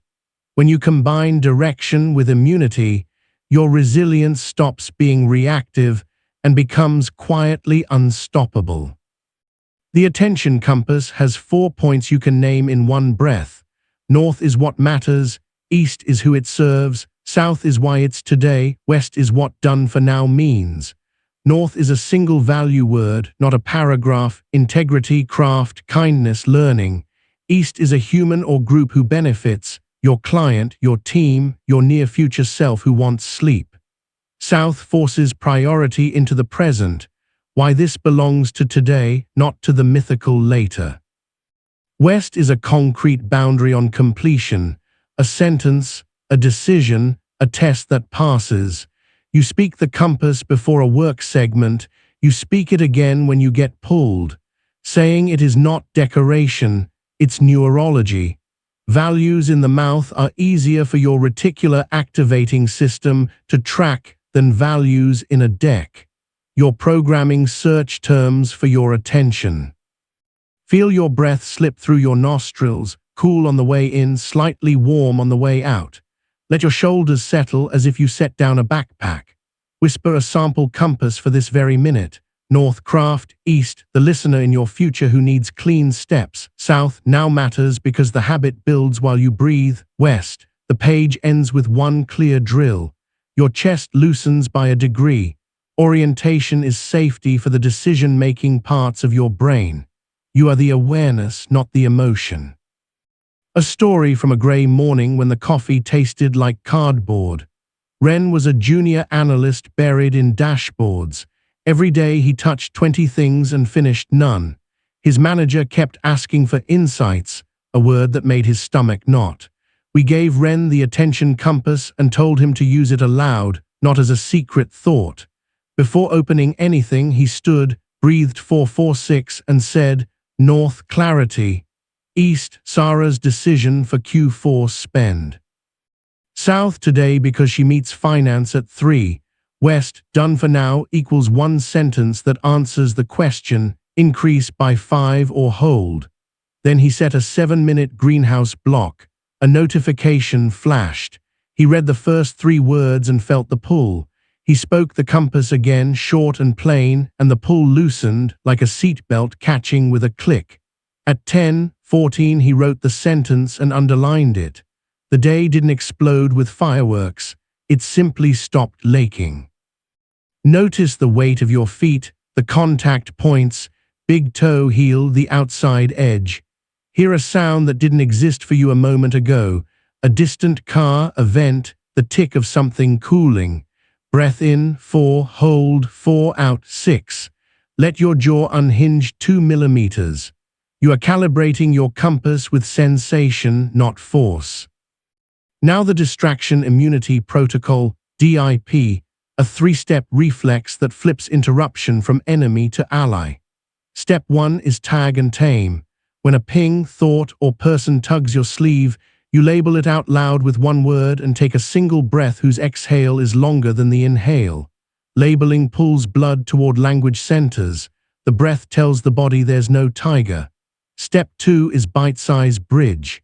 You either feed the interruption a crumb or you schedule it, but you never let it graze. A crumb might be writing one line in your archive or promising your future self a specific 2-minute slot. 2:40 return call. Step 3 is return cue, a physical micro-action that snaps you back to the exact step you were on before the tug, reading the last sentence aloud, touching the edge of the screen, or retyping 3 words. The return cue is sacred. It is the umbilical cord back to flow. DIP transforms you from a pinball to a pilot who can handle crosswinds. Here's how DIP saved a morning inside a glass office. May a team lead tried to outline a strategy memo at 9:00 a.m. The building's fire alarm system had chirped for 3 days, faint, erratic, enough to sandpaper her nerves. At 9:07 a Slack ping landed, quick thought, her chest tightened, neck heat. She whispered, ping, exhaled longer than she inhaled, and wrote a 1-line crumb in her notebook. 2:10, reply to Alex about metrics. Then she placed her finger on the last word she'd typed and read the sentence aloud to re-enter. 10 minutes later, the chirp returned.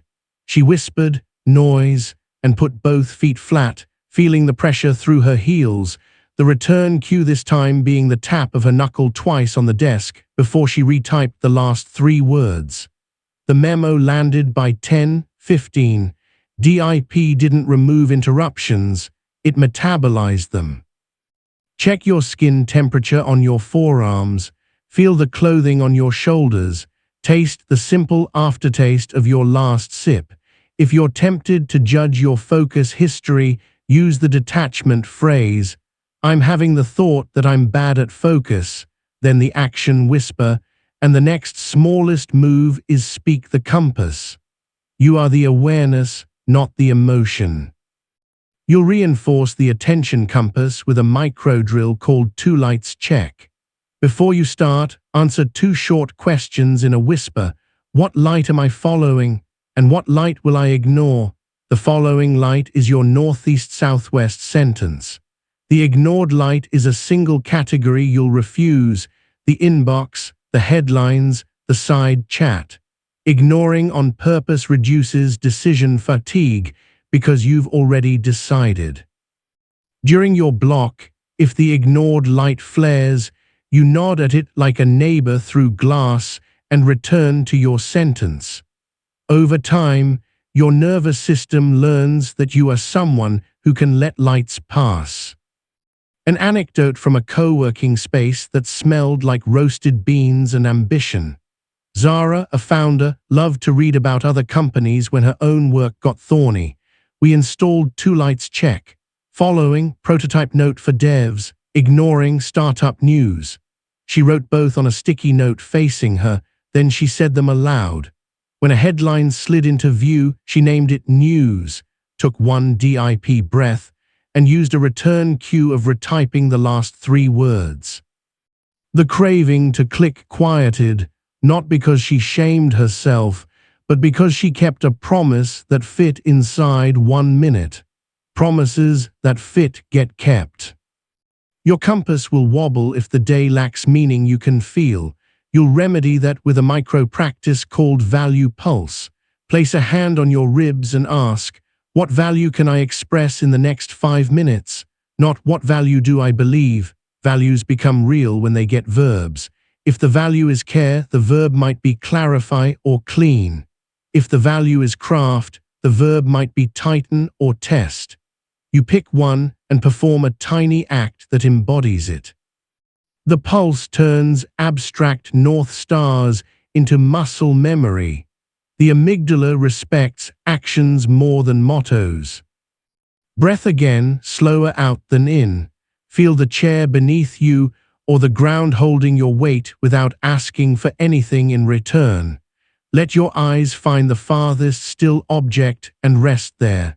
You are teaching your nervous system that meaning is available in small bites. You are the awareness, not the emotion.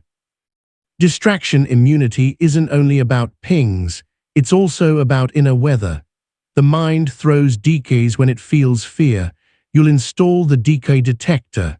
When your urge to avoid rises, you ask one line, is this urge to switch about discomfort or about relevance? If it's discomfort, you run a 90-second weather rule and climb one rung of the emotional alchemy ladder, perhaps normalize and narrow. If it's relevance, you step to the observatory for 30 seconds, speak the compass, and if the compass legitimately changed, you pivot on purpose rather than drift by default. The difference matters. It turns flinches into training reps instead of secret escapes. A small kitchen table scene at 6:48 p.m. Andre sat with a half-done budget. His eyes kept finding the pantry. He asked the decay detector question. The answer was discomfort. He'd reached the category that reminded him of last quarter's overspend. He ran the ladder's notice, name, normalize, tight jaw, shame. Of course, I care about stewardship. Narrow, 2 moves, type 1 line, or ask Priya 1 question tomorrow at 9:00. Next, he typed 1 line. He closed the laptop with a gentle close. The pantry stayed closed. The win was tiny, tiny counted. If your day floods, you'll need a reset that doesn't require silence or sainthood. Run the 5-sense anchor. It's DIP for your senses. You name one thing you see, one thing you hear, one thing you feel on your skin, and then you breathe out longer than in. The anchor is 20 seconds. It drags you back to the present like a small hook catching the sea floor. There you speak your compass and take 1 2-minute step. The anchor doesn't remove the sea. It stops you drifting into open water when the tide shifts. Let your fingertips touch lightly, noticing the warmth between them. Smell the air, even if faint. Notice the exact spot your feet meet the ground. You are back. You are the awareness, not the emotion. To make DIP automatic, pair it with the 2-tab rule. You allow only 2 active surfaces at a time, the thing you're doing and the place where you capture crumbs. When a third appears, you must close or schedule one. This is not aesthetic, it's metabolic. Each open surface is a promise your brain is trying to keep. Too many promises and your glucose plummets. 2 is enough to create without drowning. Here's how 2 tabs changed a week. Meena edited video and kept 7 apps open, each chirping for attention. She ran 2-tab plus DIP for 3 days, Premiere plus Notes.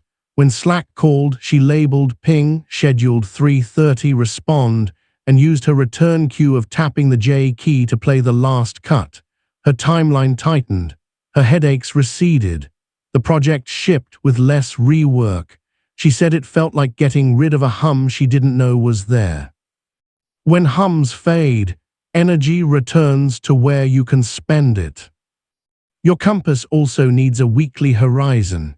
Each Friday, run a 15-minute ritual called North Adjustment. You sit with paper and write 4 short lines. What mattered this week that I actually touched? Who did it serve in real life? Why did today's choices make sense? What will done for now mean on Monday for the one thing that matters most? You then write Monday's compass line on a card and place it where your eyes land first. You're smoothing the runway. You're choosing your weather. Pause, listen for the farthest sound and the nearest. Sense your spine stack, tall without strain. Let your exhale lengthen and your shoulders drop a notch. Whisper your 2-word role: calm pilot, quiet finisher, gentle closer. Identity is a compass too, it points in verbs. You are the awareness, not the emotion. I want you to see this in the wild on a day that started badly. At 8:02 a.m., Keiko spilled coffee on her shirt and missed the bus. She walked to work with a damp patch and a racing mind. At her desk, she wanted to sprint into email to catch up. But sprinting toward vagueness breeds collisions. She ran the 5-cents anchor, saw the plant on her desk, heard the HVAC, felt the cotton under her fingertips, breathed out longer than in. She spoke her compass. North, reliability; east, team; south, today because the handoff is at noon; west, done for now equals confirm 3 fields in the tracker. She turned on 2-tab rule. A calendar invite popped in with a new meeting. Ping, she said softly. She scheduled it. 2:00, decide if attending, tapped the edge of her desk twice and retyped the last 3 words.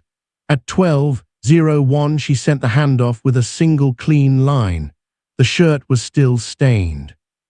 The day wasn't pretty, it was oriented.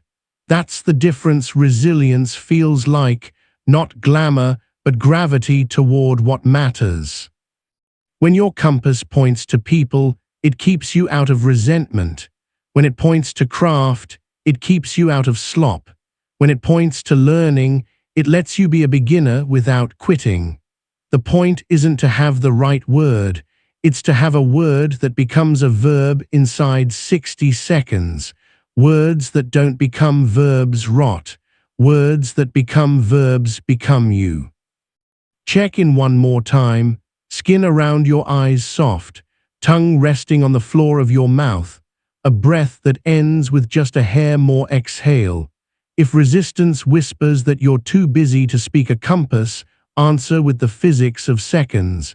It takes less than 5 seconds that save 30 minutes of drift is not spiritual, it's arithmetic. You are the awareness, not the emotion.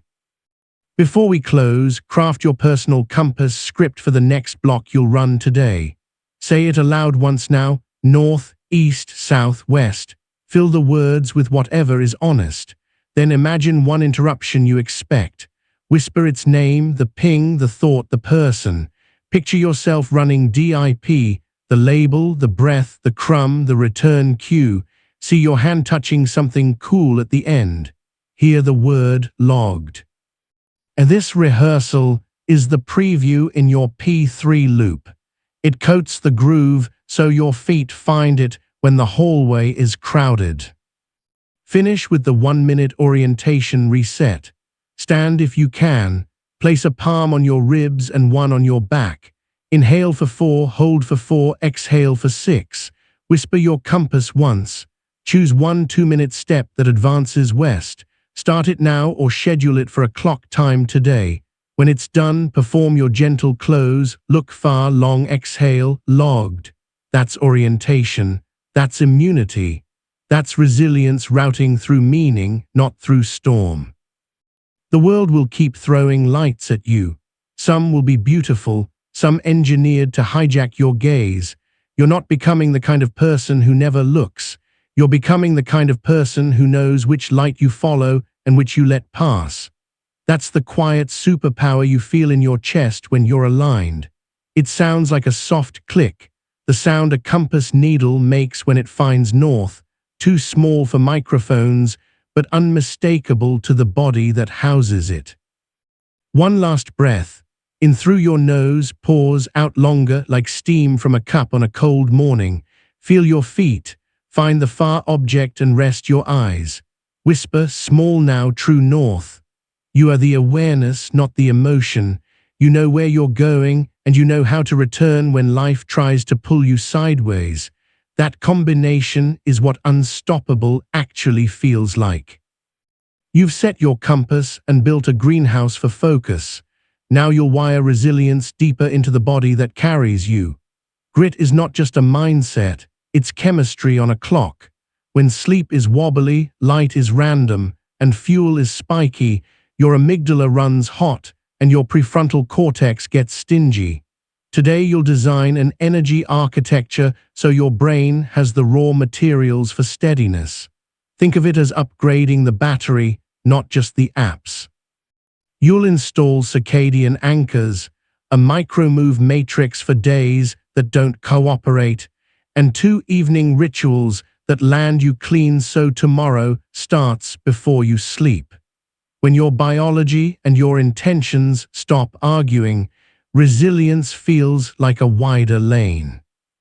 Start with Circadian Anchors, 3 time-stamped behaviors that tell your nervous system, day has started, day is cruising, day is closing.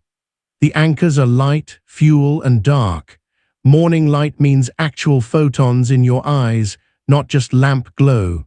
2 to 10 minutes near a window or outdoors teaches your suprachiasmatic nucleus, the brain's timekeeper, what morning means.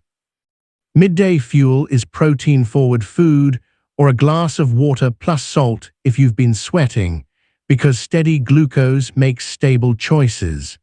Evening dark is a 90-minute runway with dimmer lights and smaller screens, signaling melatonin that it's welcome. You're not chasing perfect.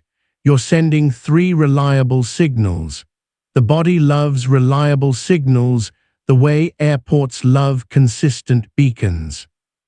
Feel the temperature on your forearms. Notice the slight cool at your nostrils on the inhale, warmer on the exhale. Roll your shoulders back 2 centimeters as if setting them on a shallow shelf. You're establishing safety before you adjust clocks. You are the awareness, not the emotion. A story from a cluttered studio apartment where the blinds stayed shut too long. Rowan felt tired but wired every night and foggy every morning. Coffee at 6:30, second coffee at 10:00, doom scroll at 11:30 p.m., sleep like gravel. We added anchors. Morning light. He stood on the stoop for 4 minutes while water boiled, face toward the brightest slice of sky. Midday fuel. He ate a handful of almonds and half a sandwich at 12:30 instead of skipping and crashing at 3:00. Evening dark. He put a cheap lamp on a timer at 9:00 and set his phone to a sleepy amber hue. After 8 days, he wasn't a monk, he was less spiky. His 10:00 a.m. jitters fell, his midnight ceiling stare shrank. Energy became predictable. Predictable energy is courage's quiet cousin. Layer in a framework called the micro-move matrix. Movement isn't optional for resilience. It's a software update for mood and focus. But the story that says, no real workout, no point, is a trap. The matrix offers 4 squares you can run anywhere: wake, warm, work, wind. Wake is a 2-minute circulation spark, 20 calf raises while the kettle sings, 10 air squats, or 3 cat-cow breaths on the mat. Warm is a 5-minute posture and breath reset mid-morning, hands behind head, elbows wide, 3-4-4-6 breaths, then a shoulder roll. Work is a 7-minute brisk walk or stairs between blocks to flush stress hormones. Wind is a slow nasal breathing stroll or 5 hip openers at dusk to tell your body the day is not a hunt anymore. You don't need leggings or a playlist. You need repetition. Movement turns static anxiety into kinetic relief. Notice your feet right now, big toe heel, the outside edge. Press them gently into the floor as if kneading dough. Inhale through the nose, let the belly widen. Exhale longer. Sense the heaviness in your hips soften by a notch. You're converting electricity to motion. You are the awareness, not the emotion. Pair movement with a simple hydration rule called the 2-glass tether. 2 non-negotiable glasses of water, 1 within 30 minutes of waking, 1 mid-afternoon before caffeine cravings pretend to be emergencies. If you want to be fancy, add a squeeze of citrus or a pinch of salt after sweat. Why so small? Because the prefrontal cortex loves tethers that don't require decisions. Your body translates water into cleaner attention. Dehydration whispers catastrophe at volume 2. Hydration lowers it to a suggestion you can ignore. A tiny anecdote to prove scale. Saul, a support lead, felt his patience evaporate by 3:00 p.m. We didn't add meditation, we added the tether and the work square. At 2:40 he drank water, walked 5 minutes in the stairwell, breathed 446 twice, then returned. The afternoon spike flattened. His team asked what changed. He laughed and said, "Stairs." They thought he was joking. He was rewriting chemistry. Energy also depends on caffeine, a tool that becomes a trap when used to mask misaligned rhythms. Install the caffeine conscience. Delay dose deadline. Delay your first caffeine 30 to 90 minutes after waking to let your natural cortisol peak do its job. Dose means 1 serving intention, enough for focus, not enough for tremors. Deadline means a personal caffeine curfew 8 to 10 hours before sleep. You're not quitting, you're designing. Design beats discipline when the goal is long game grit. Taste your mouth, coffee, mint, or clean dryness. Feel the air brush the inside of your throat as you exhale. Let your jaw unhinge a millimeter. You're teaching your body that steady power beats surges. You are the awareness, not the emotion. Now the evening, where most resilience plans go to die. You'll build an evening landing strip so your mind doesn't taxi forever. 3 elements: the offload, the dimmer, the anchor scene. The offload is a 5-minute brain dump on paper, unfinished loops, stray worries, tiny wins. You categorize with 3 symbols: right arrow for tomorrow, for complete, for unclear but non-urgent. The dimmer is literal: lower light by 1 notch and lower input by 1 notch, quieter music, calmer voices, softer screens.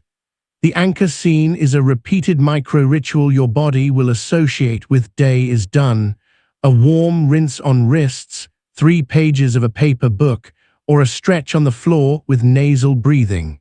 This is not romance, it's Pavlov for peace. Maya, a recruiter who lived through her inbox, felt nights swallow her whole. She'd lie in bed and bargain with her mind. We built a landing strip at 9:30. Offload, she scribbled, email Danny, reschedule, print resume packet, tiny win, called Dad. Dimmer, lamp at 50%, phone shaded amber. Anchor scene, she rinsed both hands under warm water while doing 1446, then read 2 pages of a quiet novel. 2 weeks later, she didn't sleep like a baby every night. She slept like a human who had taught her body that day ends. Her mornings didn't feel like a rescue mission. That matters. For nights when the critic wakes at 3:11 a.m., you'll run the 90-second night reset. You do not solve life at 3 in the morning. You place a hand on your ribs and 1 on your back. You breathe an easy 4-2-6 once. You whisper, night brain, not day brain. Then you run a microbody scan from forehead to toes, naming soften at each stop. If a loop returns, you offload on a bedside card with a dim light, 3 words, no more. Replace the card, turn your head toward a cooler side of the pillow, and lengthen your next exhale by 1 count. This isn't perfection, It's a return path that keeps night from colonizing day. Scan your senses now, the faintest sound in your space, the pull of fabric at your shoulder, the coolness on the tip of your nose. If heaviness sits under your sternum, put a palm there and another on your back. Make a warm sandwich of attention and exhale long. You are convincing the gatekeepers of rest that they can drop their spears. You are the awareness, not the emotion.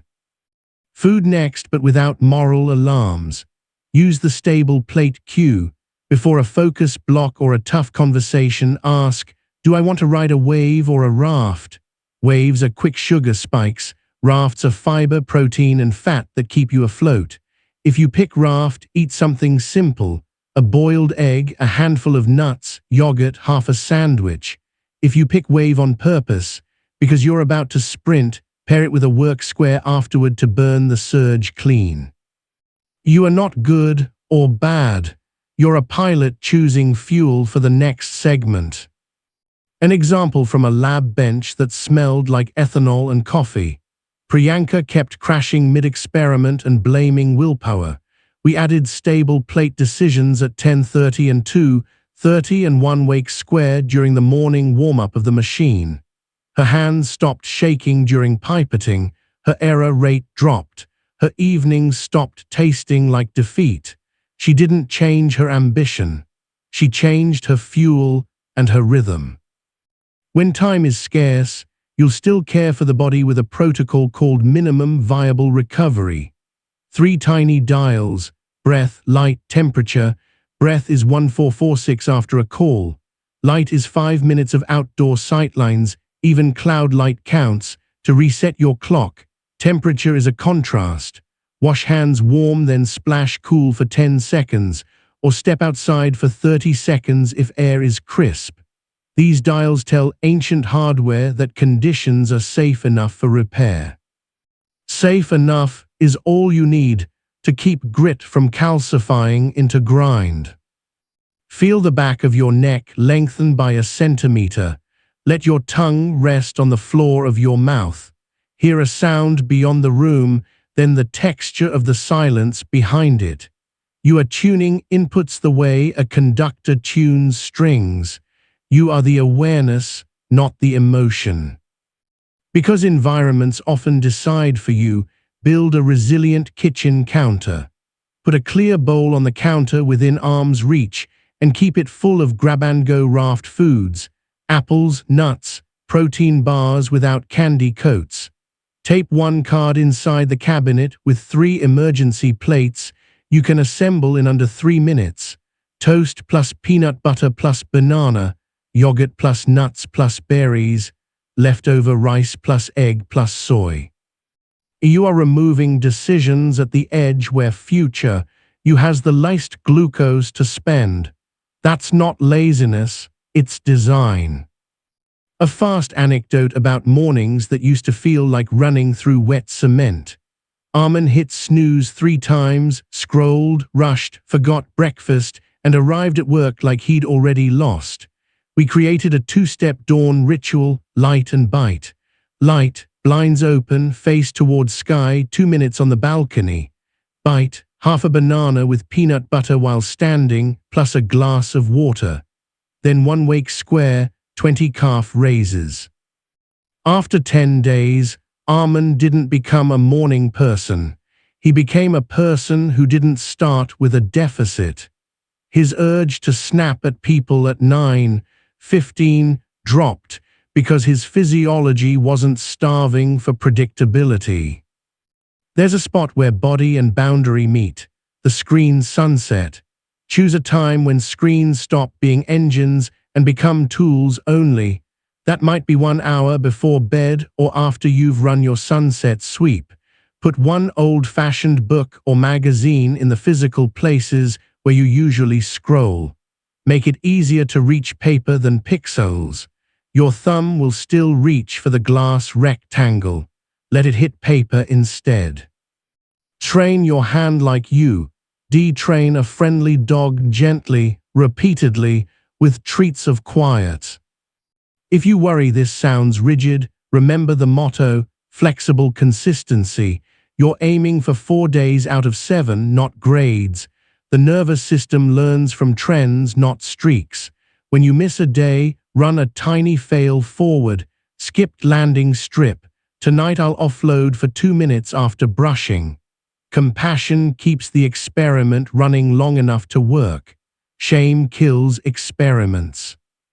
Check your body once more. The weight in your hips, the temperature of your hands, the softness behind your eyes.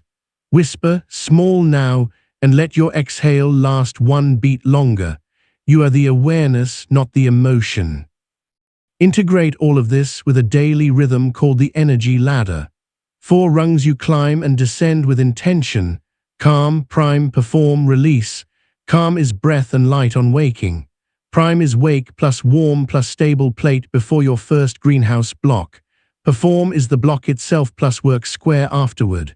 Release is wind plus evening dark plus landing strip.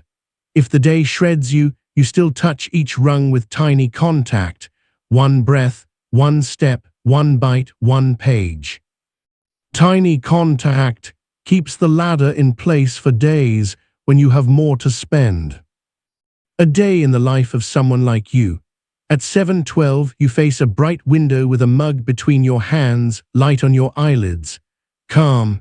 At 9:10, you eat a simple raft and run warm, hands behind head, elbows wide, 4-4-6 twice. Prime. At 9:20, you whisper your compass, hide the dock, and run a 7-minute greenhouse block. Perform. At 9:28, you stand, walk to the window, breathe, touch the cool glass. Release. At 3:00, you feel the slump. You drink water, climb the stairs, run a work square. At 9:30, your lamp dims, you offload, you rinse your wrists warm, and you read 2 pages. The world is still the world. Your lane is wider because your biology and your behaviors made a pact. Before you close, craft your own evening landing script. 1 whisper paragraph you'll speak near lights down. Offload, 5 minutes on paper. Dim lamp low, screens soft. Anchor, warm wrists, 3 breaths, 2 pages. Night brain, not day brain. Put it somewhere boring and visible, like the inside of a cabinet. Boring is powerful. It meets you where your hands already go. And create a morning spark card you'll see before your phone sees you. Light, water, wake. Tape it to a mug or mirror. Trace each word once with a fingertip while exhaling longer than you inhale.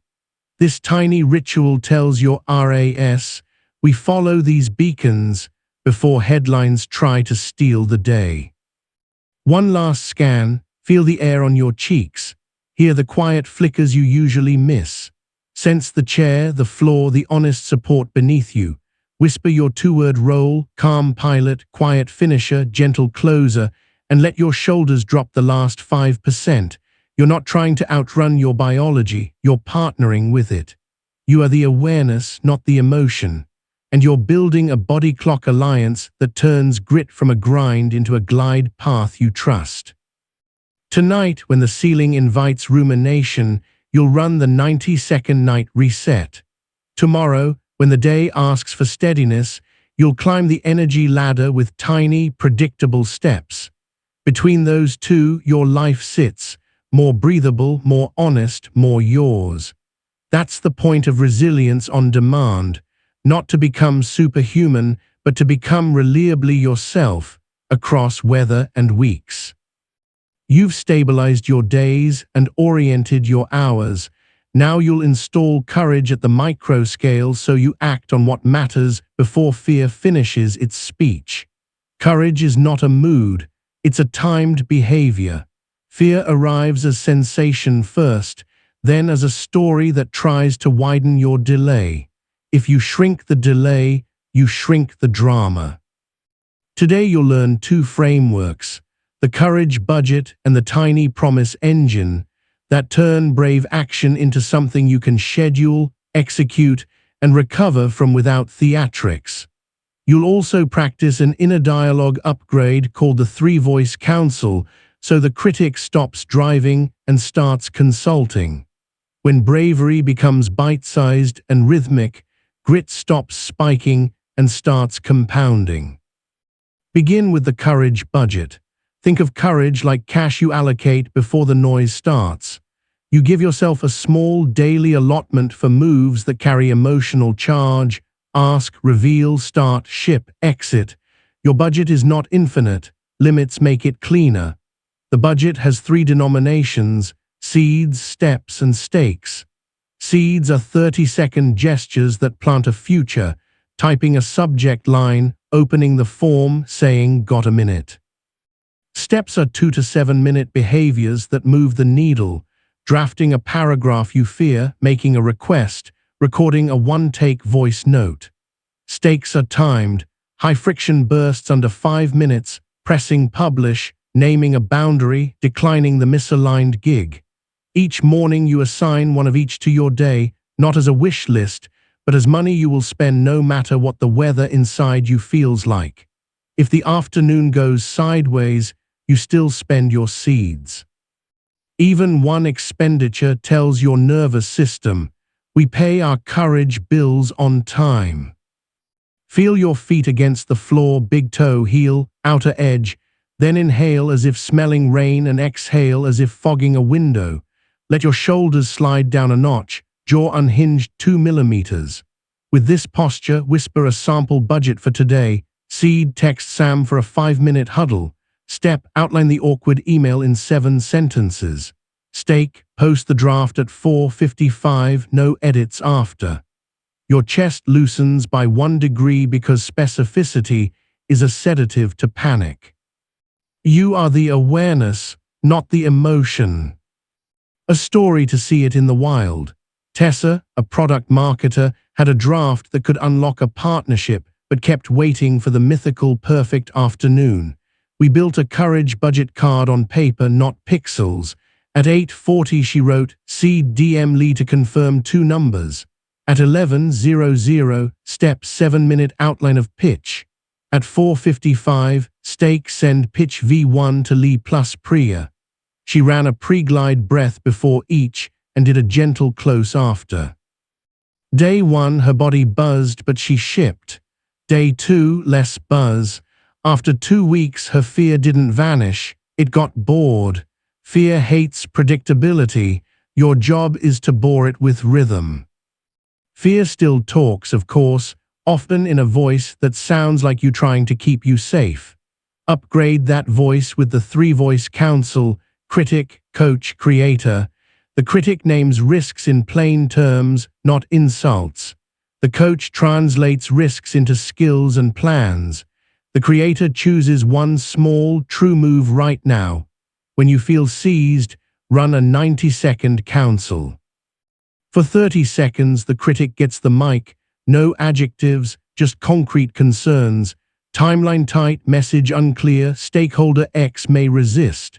Then you breathe a 4-4-6 and hand the mic to the coach for 30 seconds. Skill needed: clarify 1 benefit, plan, ask Priya 1 question, safeguard, send as draft, not final. Then the creator whispers 1 sentence, write 2 lines and hit send by 4:55. You act inside that minute. Dialogue becomes design. Design becomes motion.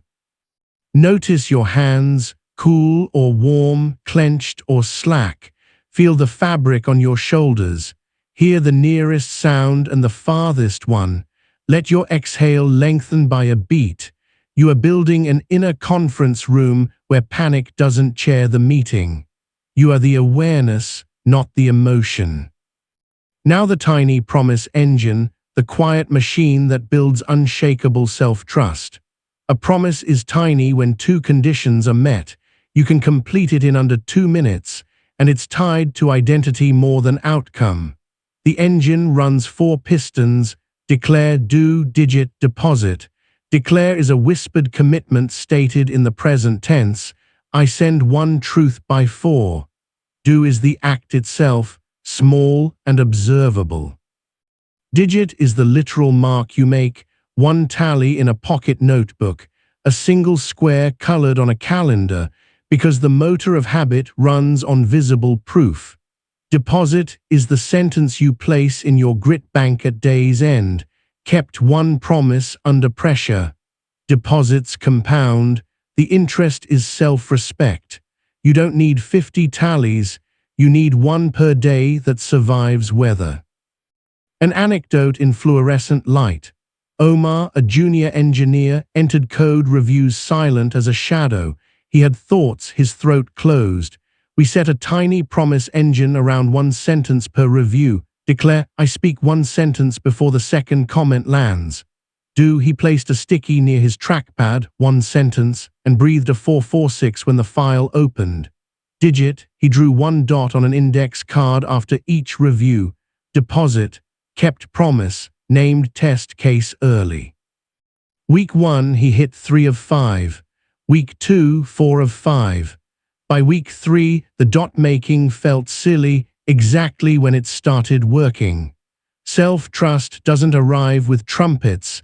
It arrives like dawn, then you realize the room is different. You'll pair the engine with a quick exposure tool called the 1% Edge contract. Write a one-sentence contract with yourself for the one domain where fear narrows you. I will step 1% beyond comfortable by doing X for Y minutes at Z time. The math matters. 1% is laughably small. Laughable is livable. You run it for 7 days and then renew or revise. If you're tempted to scale up too soon, remember amygdala math. Underwhelm the alarm, then sneak in growth. Check your face muscles. Let the skin around your eyes soften. Feel a coolness at the tip of your nose as you inhale, warmth on the exhale. If a thought tries to argue, this is beneath me, answer with physiology. Lower threat, then move. You are the awareness, not the emotion. Let's run a live micro drill called First Honest Line. Pick one conversation, doc, or message you've been avoiding because the first line scares you. Run the counsel for 90 seconds. Critic, say the risk. Coach, name the skill and the safeguard. Creator, type the first honest line and stop. Breathe a 446, stand, touch something cool and whisper logged. The point isn't sending, it's puncturing the seal. Seals, once broken, rarely reform. A story from a hallway with humming vents. Gia needed to tell her manager she was at capacity. Past attempts spiraled into apology and overcommitment. She wrote an edge contract. At 2:15 I ask for prioritization for 5 minutes. She ran the counsel at 2:10. Critic, she'll think I'm weak. Coach, skill prioritize, safeguard, offer options. Creator, say one line, I can do A or B by Friday, which serves best. At 2:15 Gia stepped in, heart drumming. She spoke the line. Her manager chose B, pushed her a week, and thanked her for clarity. Gia marked one digit in her notebook. The world didn't change, her posture did. Fear also hides in perfectionism masquerading as high standards. Unmask it with the 70% ship rule. You predefine what good enough to learn from looks like clear, kind, coherent, not exquisite. You ship at 70% complete when the clock hits a pre-decided time. The remaining 30% becomes a future iteration, not a current prison. Your reticular activating system will initially scream about flaws. Let it. Then watch how quickly real feedback replaces imaginary catastrophe. Feel your shoulders, roll them back as if setting a bar on an invisible rack. Notice the pull of gravity through your hips into the chair or floor. Listen for a sound beyond the wall, traffic, wind, silence with texture. You are loosening the loop that says safety equals stalling. You are the awareness, not the emotion. Because courage drains glucose, you'll install recovery right after braveries. It's called the courage cooldown. Breath 446 once, posture soft, one sentence of self-reflection that avoids judgment and captures process. Named risk, asked small, landed soft. Touch something cool, let your eyes find distance. This retrains your body to associate brave acts with calm endings. If endings are calm, beginnings get easier. A kitchen table vignette at 9:41 p.m. Nolan had to tell his sister he couldn't host the holiday. The old script was elaborate and late.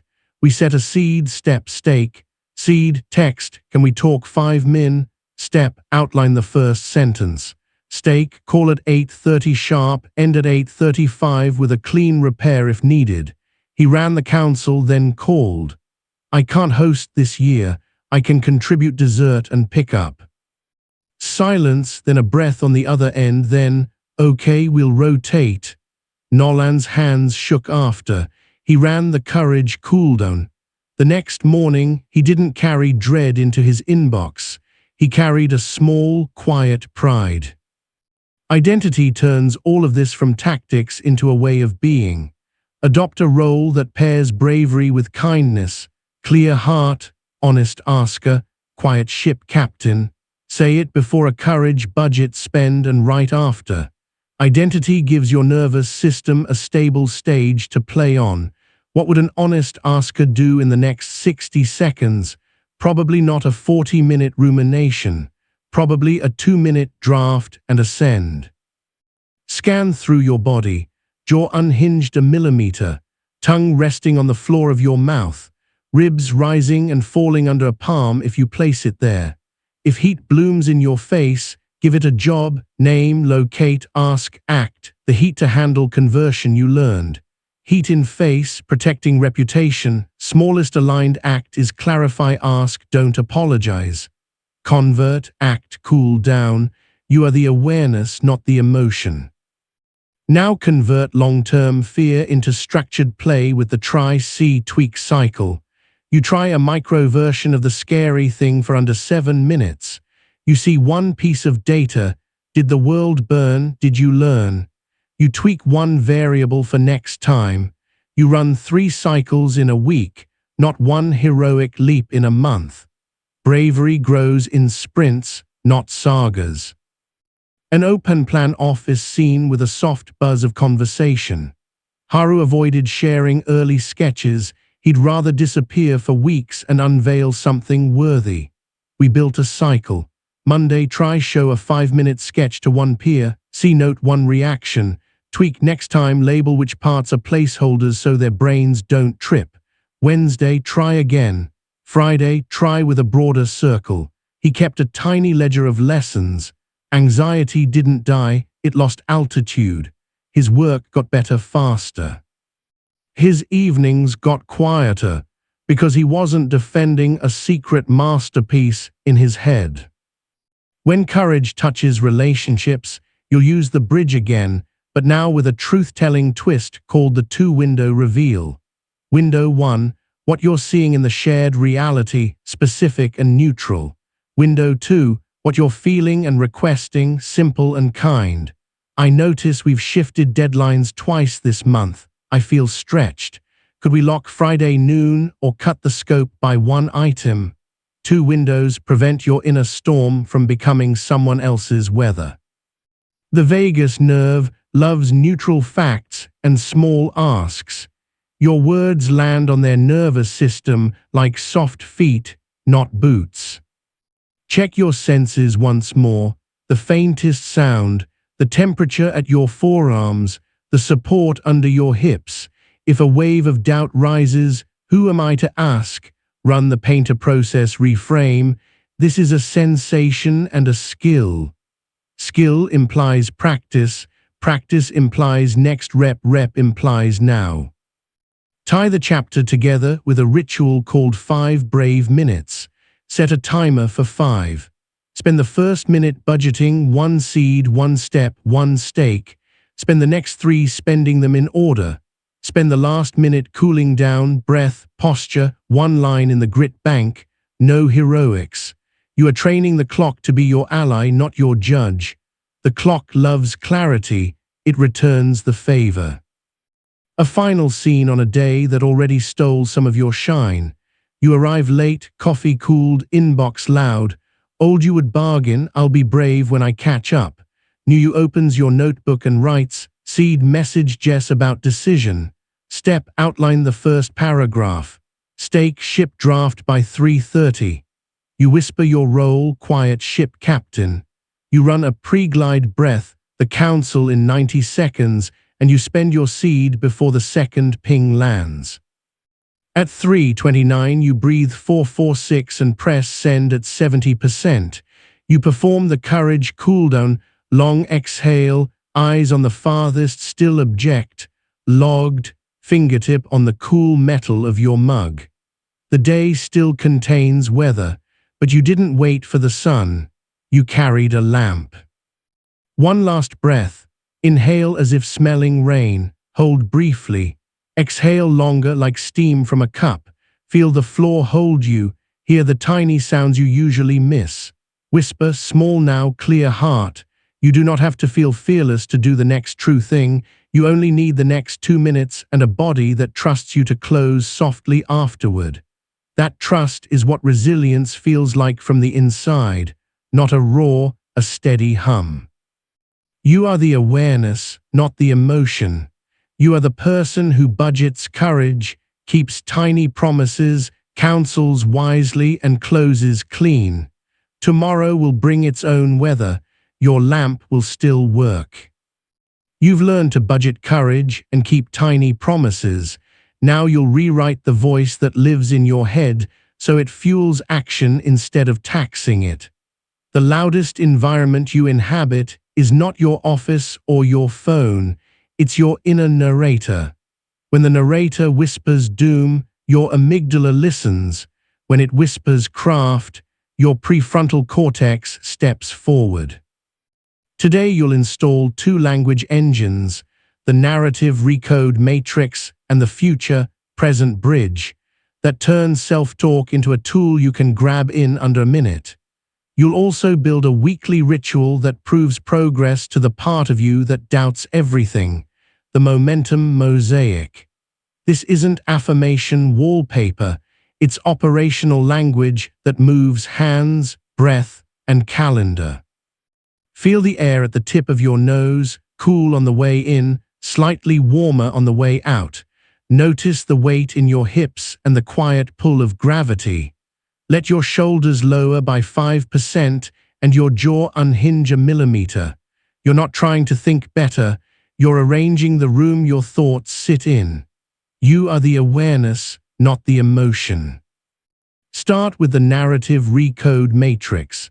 It's a 2x2 you can run in 90 seconds, fact versus story on one axis, shrink versus stretch on the other. In quadrant 1, you write the fact, observable, no adjectives, draft missed by 14 minutes, heart rate up, client asked for changes. In quadrant 2, you catch the shrink story, the old narrative that makes you smaller. I'm unreliable, I always choke, they hate my work.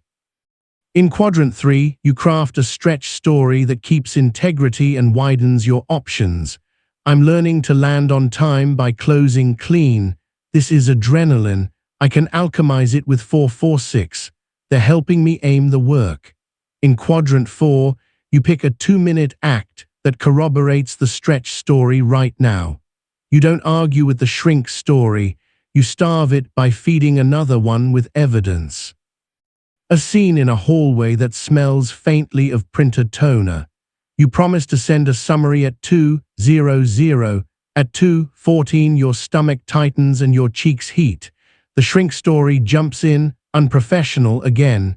You pull a sticky note and run the matrix. Fact, sent at 2:14 with gaps marked. Shrink story, I'm unreliable. Stretch story, I'm installing a finish ritual so landing on time becomes normal. Act set 1:55 alarm labeled gentle close and write the last line first next time. You breathe 446, shoulders back 2 centimeters, then schedule the alarm for tomorrow. You didn't declare yourself flawless, you changed the operating instructions. That's language as engineering, not theater. Notice the fabric on your collarbone and the way your ribs widen on the inhale. Hear the faintest sound in your space, a vent, a distant voice, a kettle clicking off. The more specific your senses, the less oxygen your shrink story gets. You are the awareness, not the emotion. Because stories become identities, pair the matrix with the future-present bridge. Your future self isn't a fantasy, it's a neurological compass. The bridge has 3 planks: snapshot, signal, small. Snapshot is a vivid, sensory-rich image of a moment 3 months from now where your resilience shows up. Your hand pressing send calmly at 4:55, your voice asking one clean question in a tough room, your body walking out into evening light without carrying the day like a backpack. Signal is the tiny behavior that would make that snapshot inevitable. One phrase you say, one breath pattern you run, one finish ritual you repeat. Small is the minimum viable version you do today in under 2 minutes. You bridge by speaking the snapshot aloud for 10 seconds, tagging the signal on a card, and performing the small now. Future you becomes a training partner, not a ghost. A kitchen table scene at 7:41 a.m. You see a snapshot. Friday you in a simple jacket, stepping out at dusk with a loose jaw because the week landed clean. The signal, logged, spoken after clean finishes. The small, 1-2-minute gentle close after a 7-minute block this morning. You whisper the snapshot once, Friday dusk, loose jaw, clean finish, write logged on a card, and run a tiny block with a real close. The feeling is underwhelming on purpose. Identity changes in grunt work, not fireworks. Let your tongue rest on the floor of your mouth. Soften the skin around your eyes. Inhale as if smelling rain, exhale as if fogging a window. You are teaching your narrator to speak in scenes and steps, not verdicts. You are the awareness, not the emotion. Now add an inner dialogue upgrade called the noise-to-note flip. When the critic pipes up, you promote it from heckler to sound engineer. Noise is global and absolute, always, never, everyone, you can't. Note is specific and actionable. Line 3 is vague, time box this, ask Alex for the metric. The flip is a single sentence, turn this noise into a note, followed by one tangible tweak. This engages your anterior cingulate, the brain's conflict monitor, and points it at solution scanning instead of threat inflation. Watch it land in the wild. Lena opened her draft and heard noise. This is trash. She whispered, turn this noise into a note, breathed 446, then wrote, replace intro metaphor with one concrete stat, cut sentence 5. She acted for 2 minutes, then marked logged. The critic didn't vanish, it got a job. When critics have jobs, they stop setting fires. Feel your fingers, cool, warm, slightly dry. Press thumb to forefinger gently and notice the warmth. Let your breath lengthen out. You're converting heat into handle like you've done before. You are the awareness, not the emotion.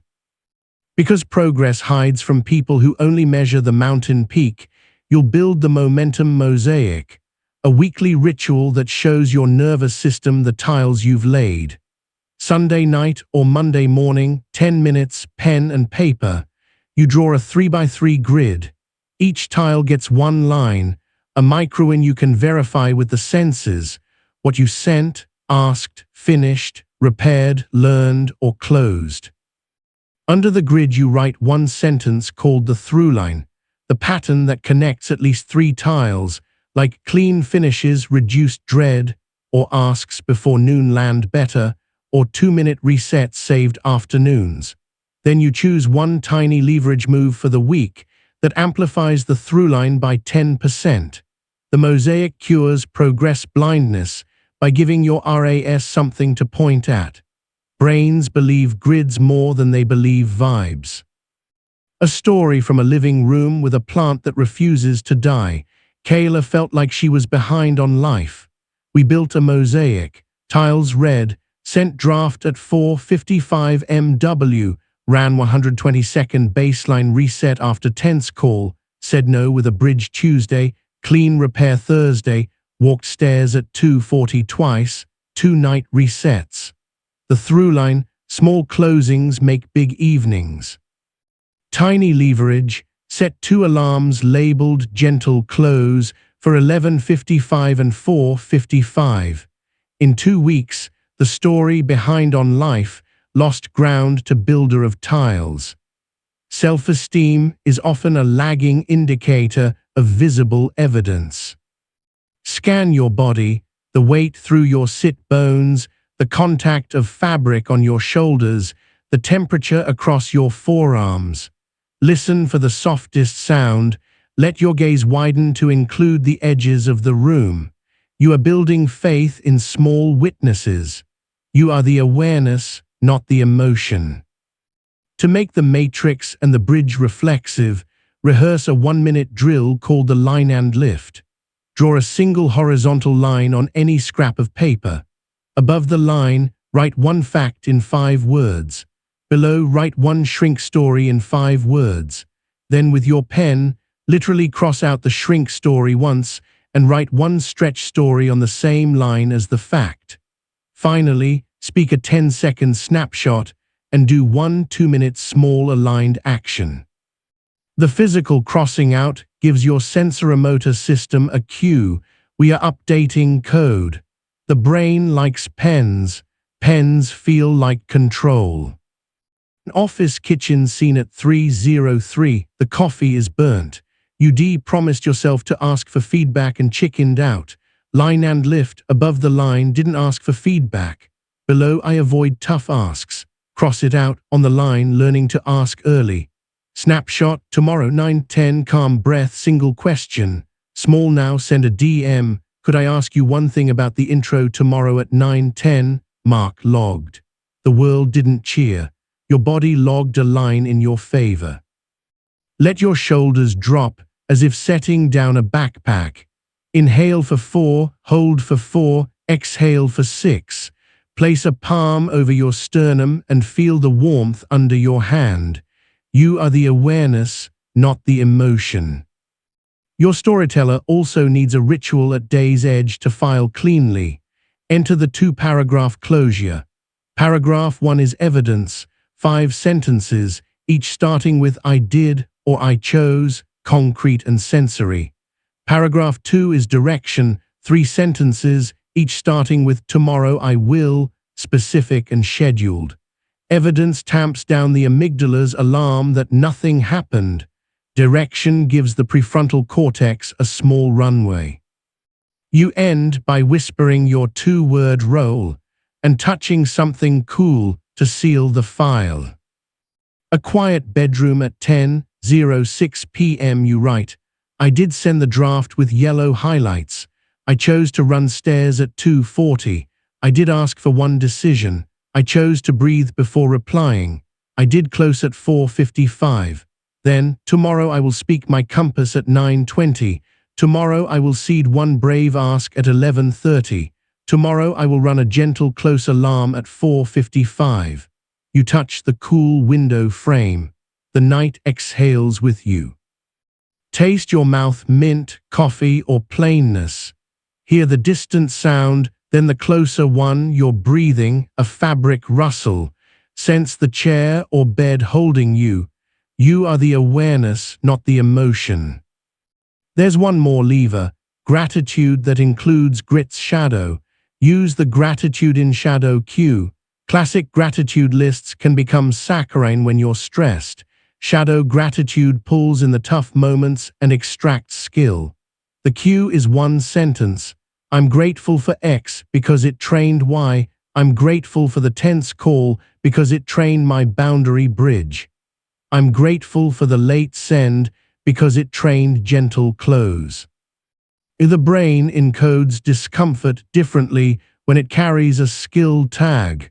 Cortisol meets meaning, and the spike blunts faster. A fluorescent conference room at 5:11 p.m. You write, grateful for the pushback, it trained my clear ask. Your jaw softens, your breath reaches further down. You are not erasing difficulty, you are threading it into craft. Because names matter, you'll give your narrator a job title. Not judge, not cheerleader, editor-in-residence.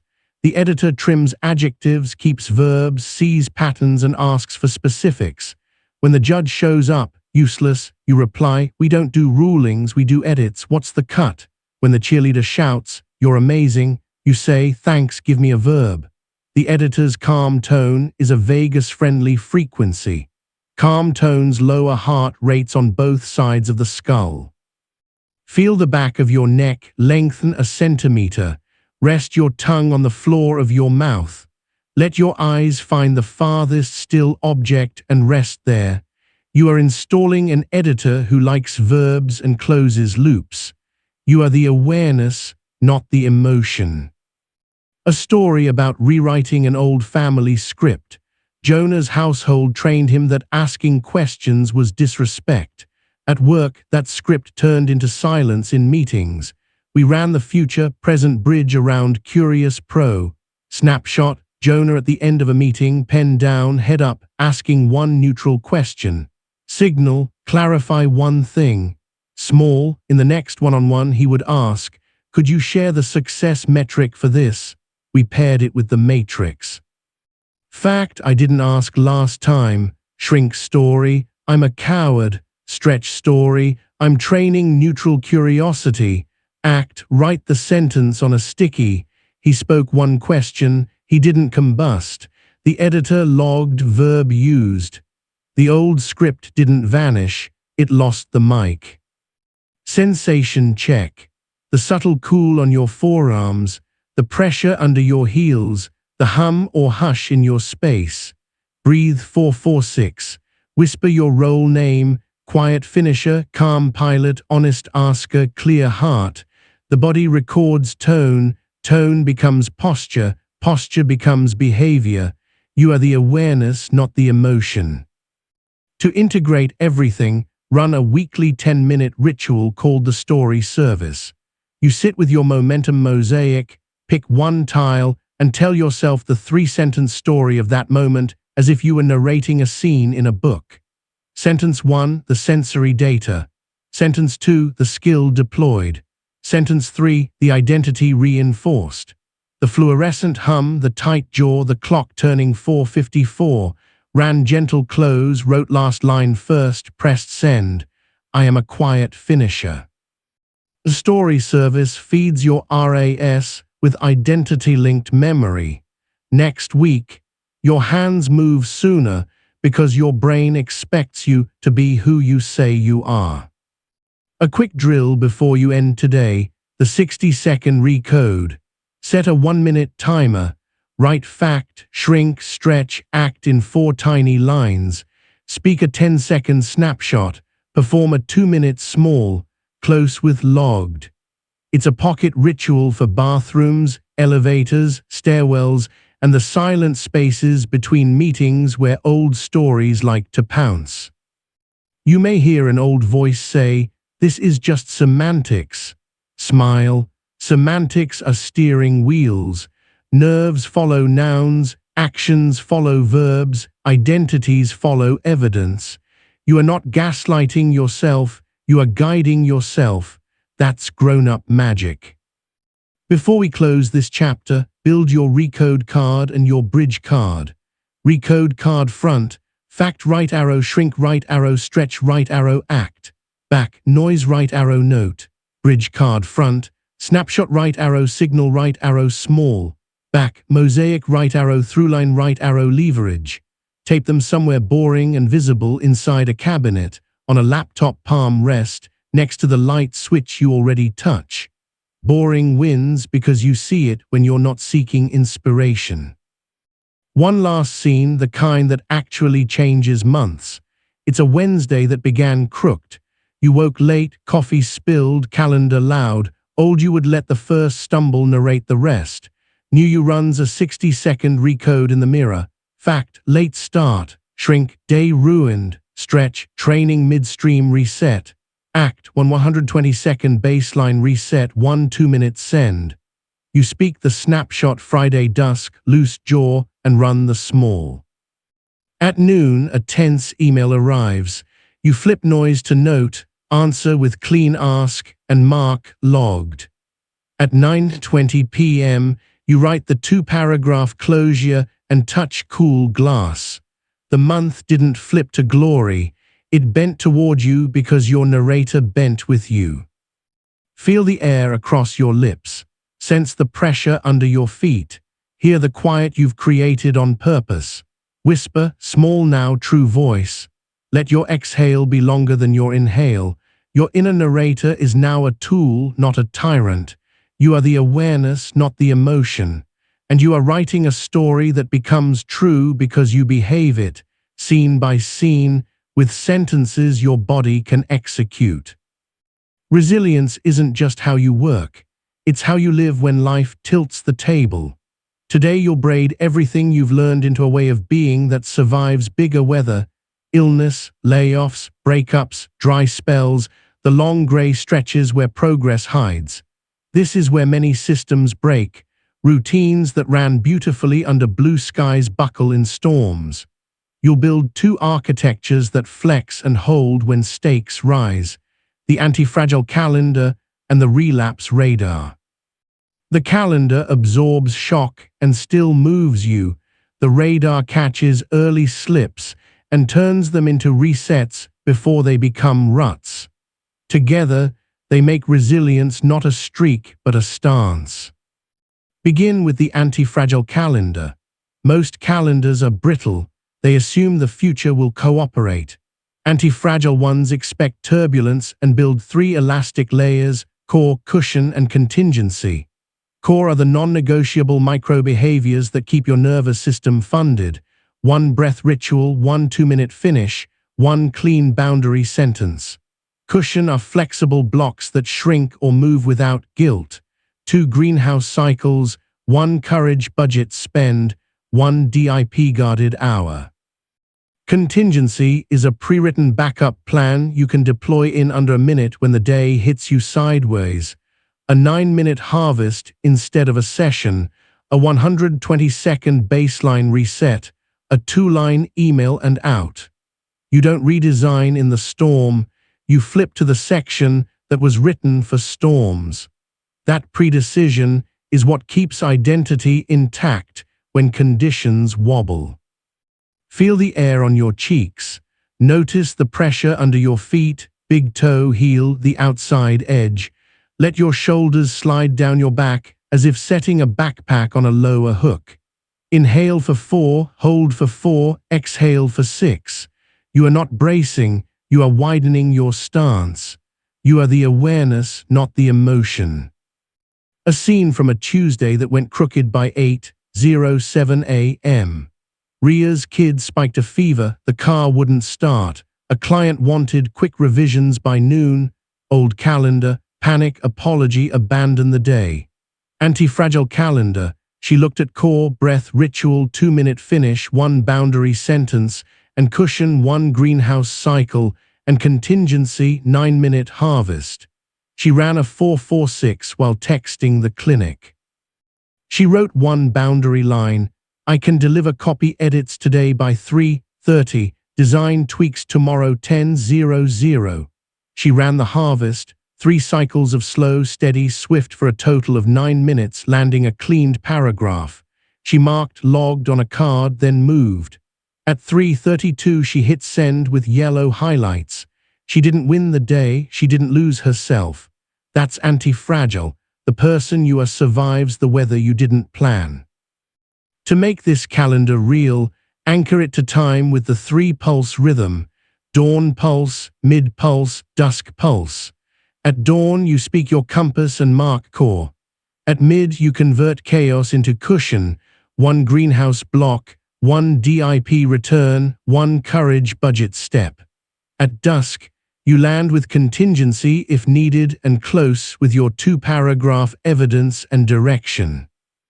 The pulses are less about productivity and more about stability.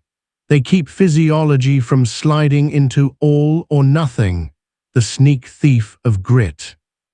Notice the fabric at your collarbone. Hear the distant sound beyond your room: a car, a soft hum, the near silence with texture. Let your jaw unhinge 2 millimeters. This is how a body agrees to a calendar. You are the awareness, not the emotion. Now the relapse radar. Slips are not moral, they're momentum physics.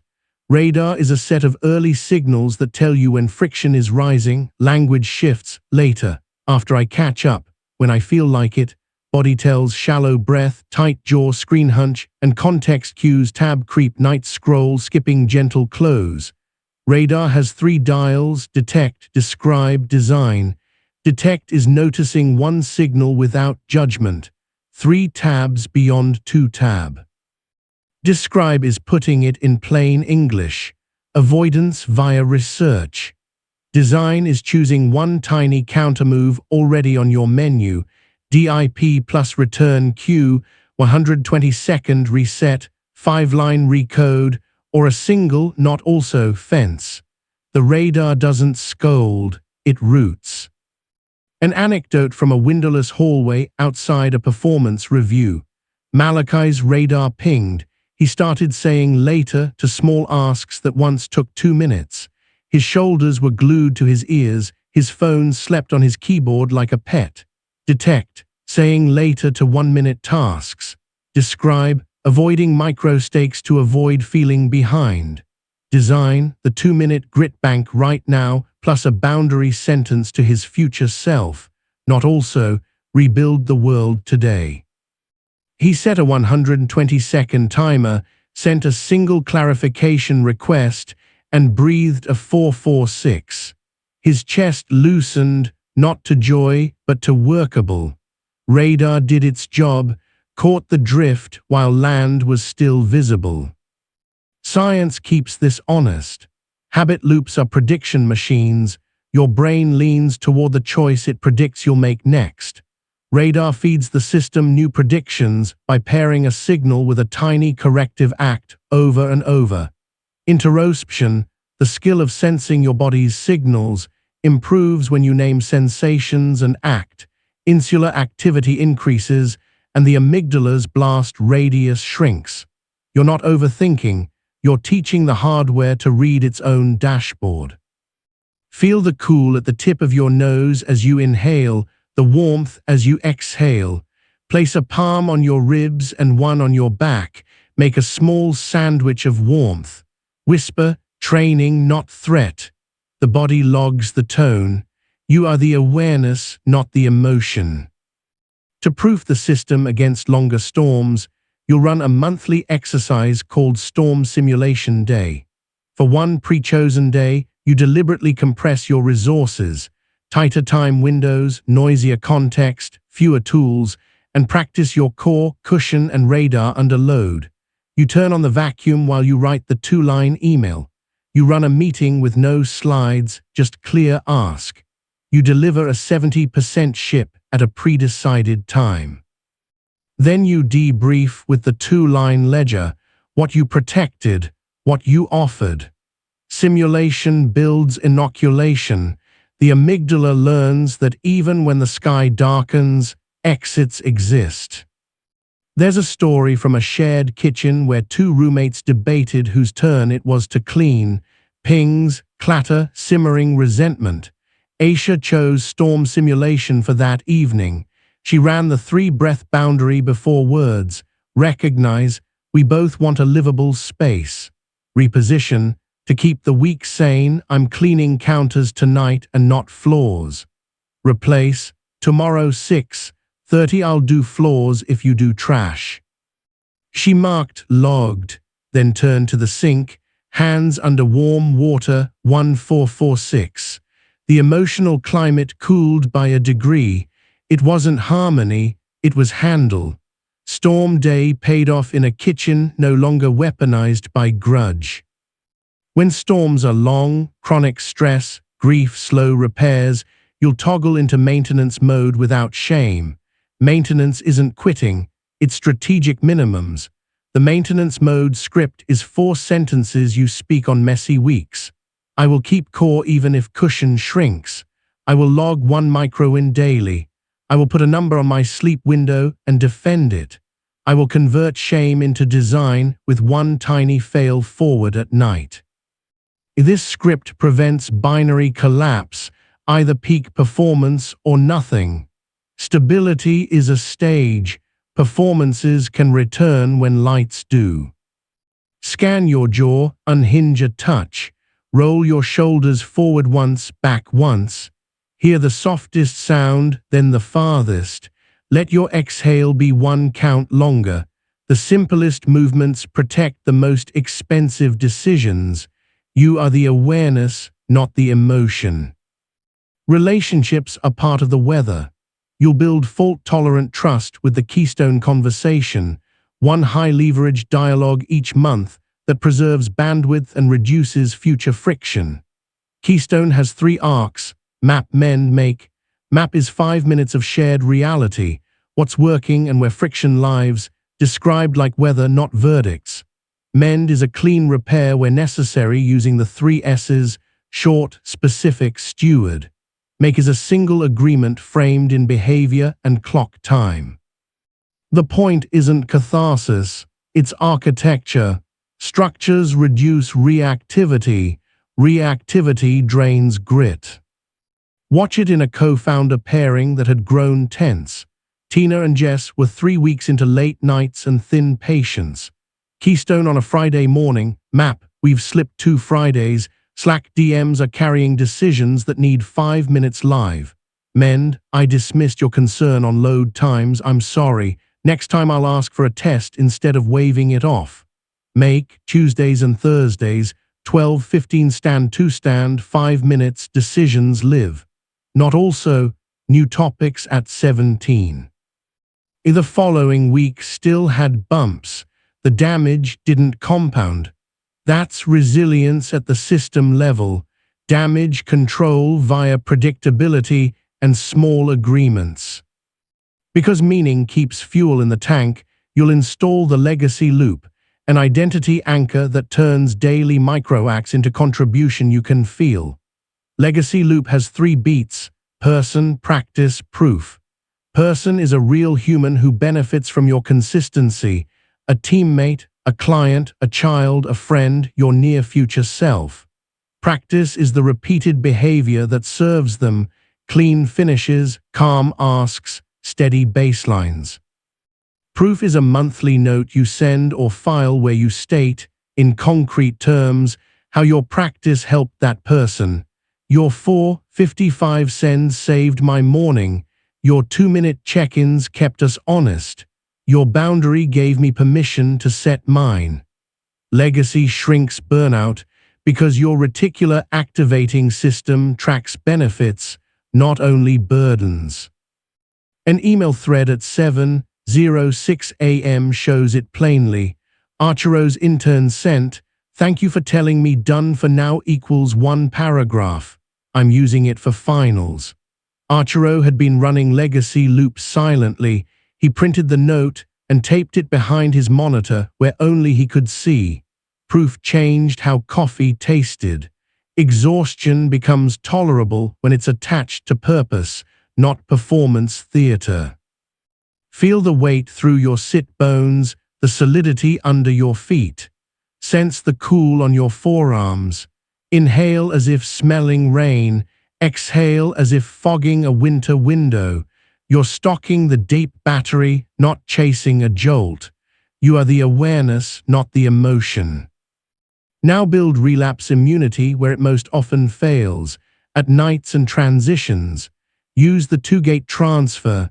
Anytime you switch contexts, work to home, meeting to solo, screen to street, you pass through 2 gates, breathe and bridge.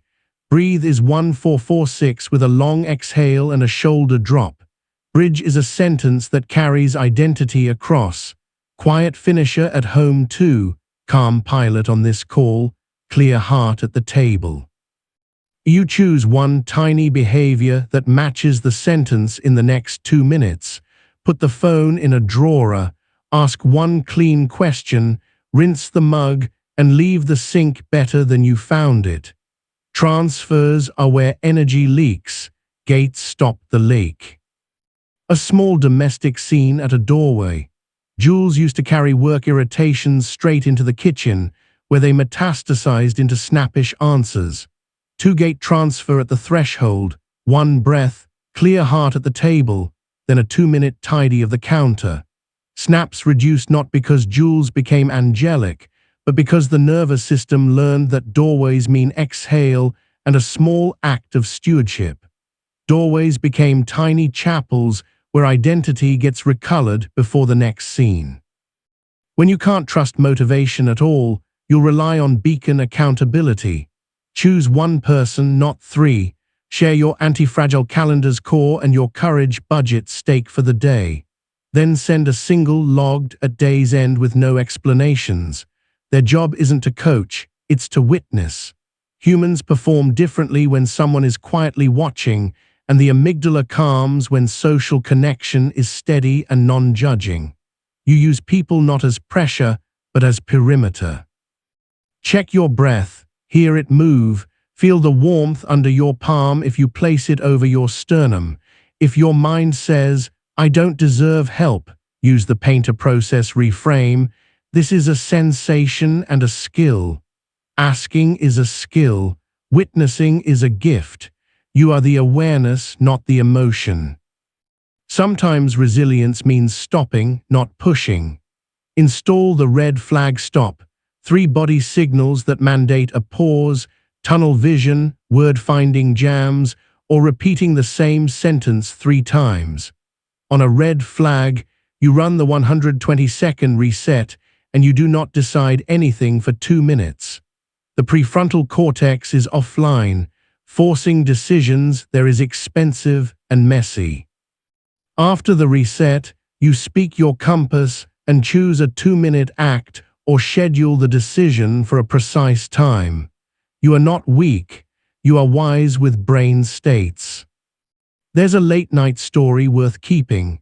Nori kept trying to solve the project at 11:58 p.m., cycling through the same sentences. Red flag, the same sentence thrice, she stopped. 120-second reset. Night brain, not day brain. 1 offload line, lights down. In the morning, it took 7 minutes to do what 2 hours couldn't. Resilience is often restraint, refusing to fight when your tools are blunt and your hands are tired. Feel your tongue resting on the floor of your mouth. Let the skin around your eyes loosen. Find the farthest still object and rest your gaze there. You're not making your life smaller, you're making your stance wider. You are the awareness, not the emotion. Bring it into team culture with the micro aftercare norm. After a hard push, demo, launch, exam, you schedule a 10-minute aftercare window on the shared calendar. 1 breath together, 1 sentence each of evidence, 1 tiny repair if needed, and a shared logged. Teams that pair intensity with ritualized come-downs burn bright without burning out. The vagus nerve isn't an individual organ, it's social. Calm spreads through tone and timing. A conference room with empty cups.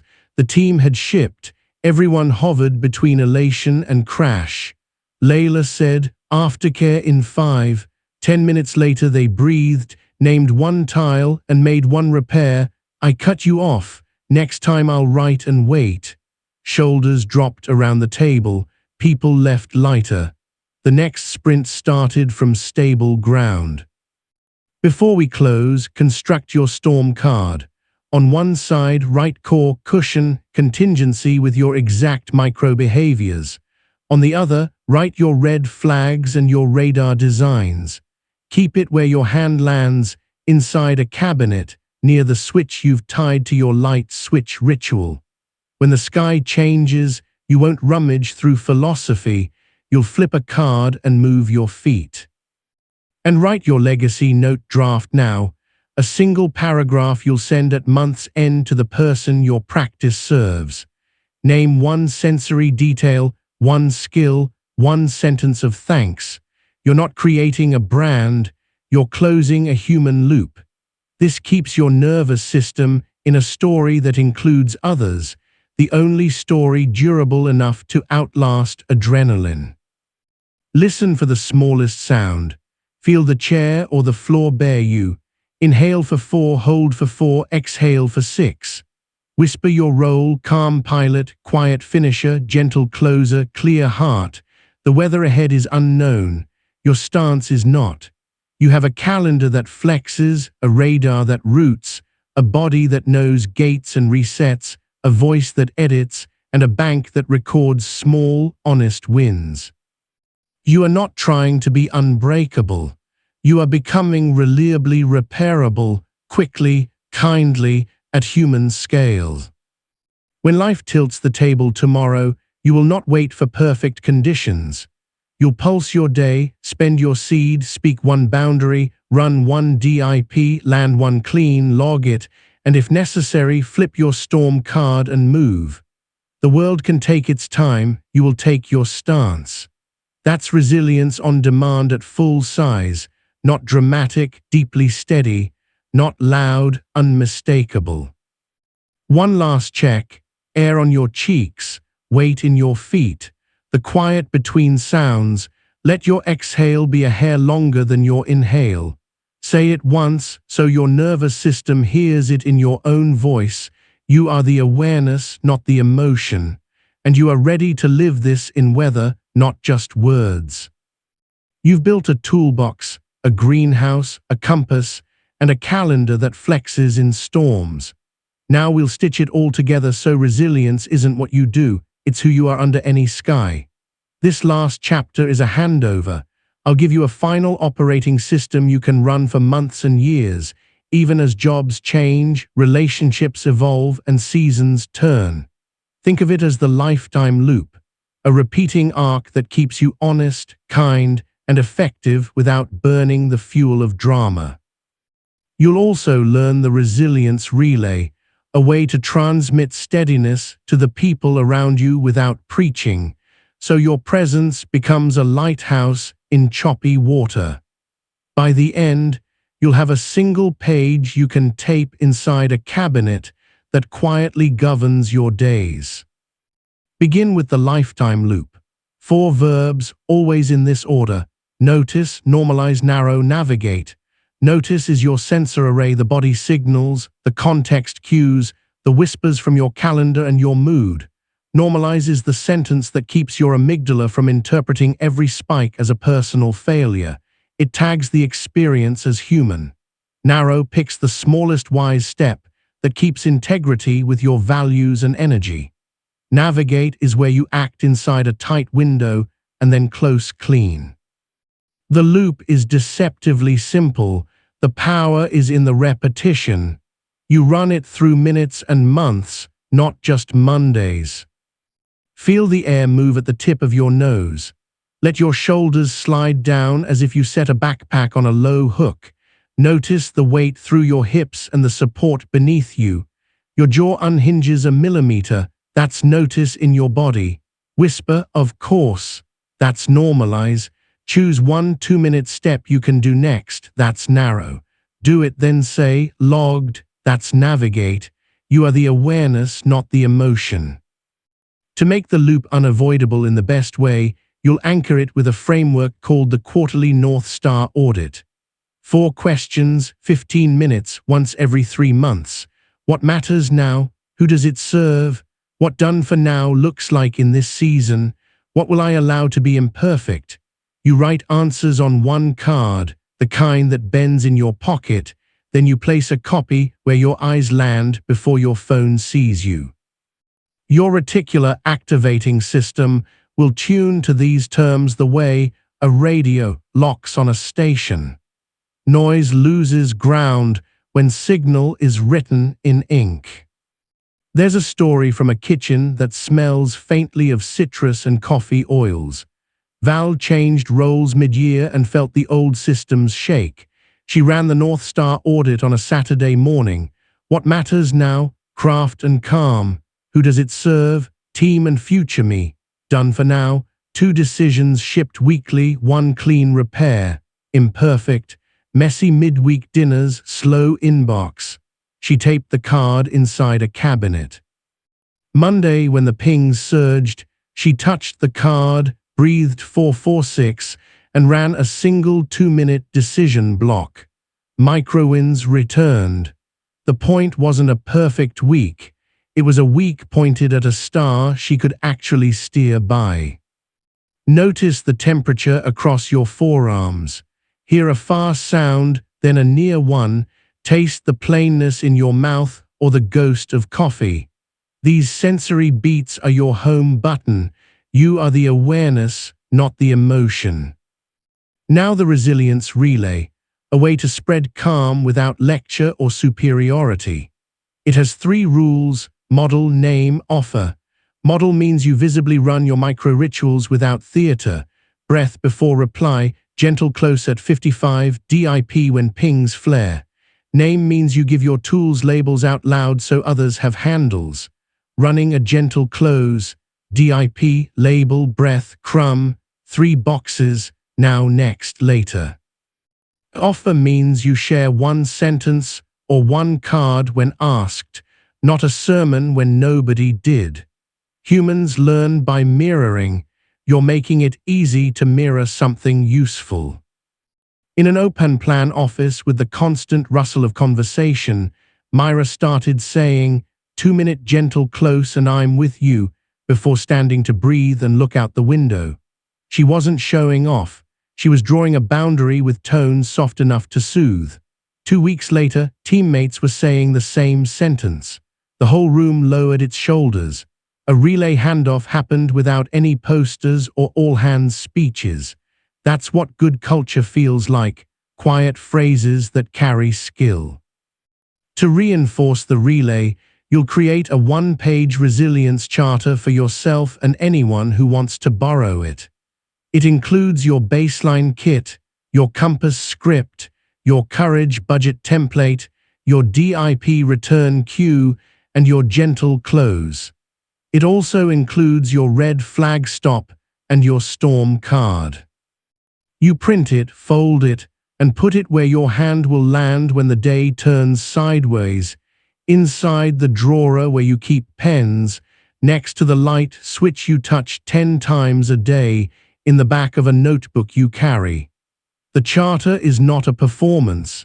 It's a promise to your nervous system that exits exist.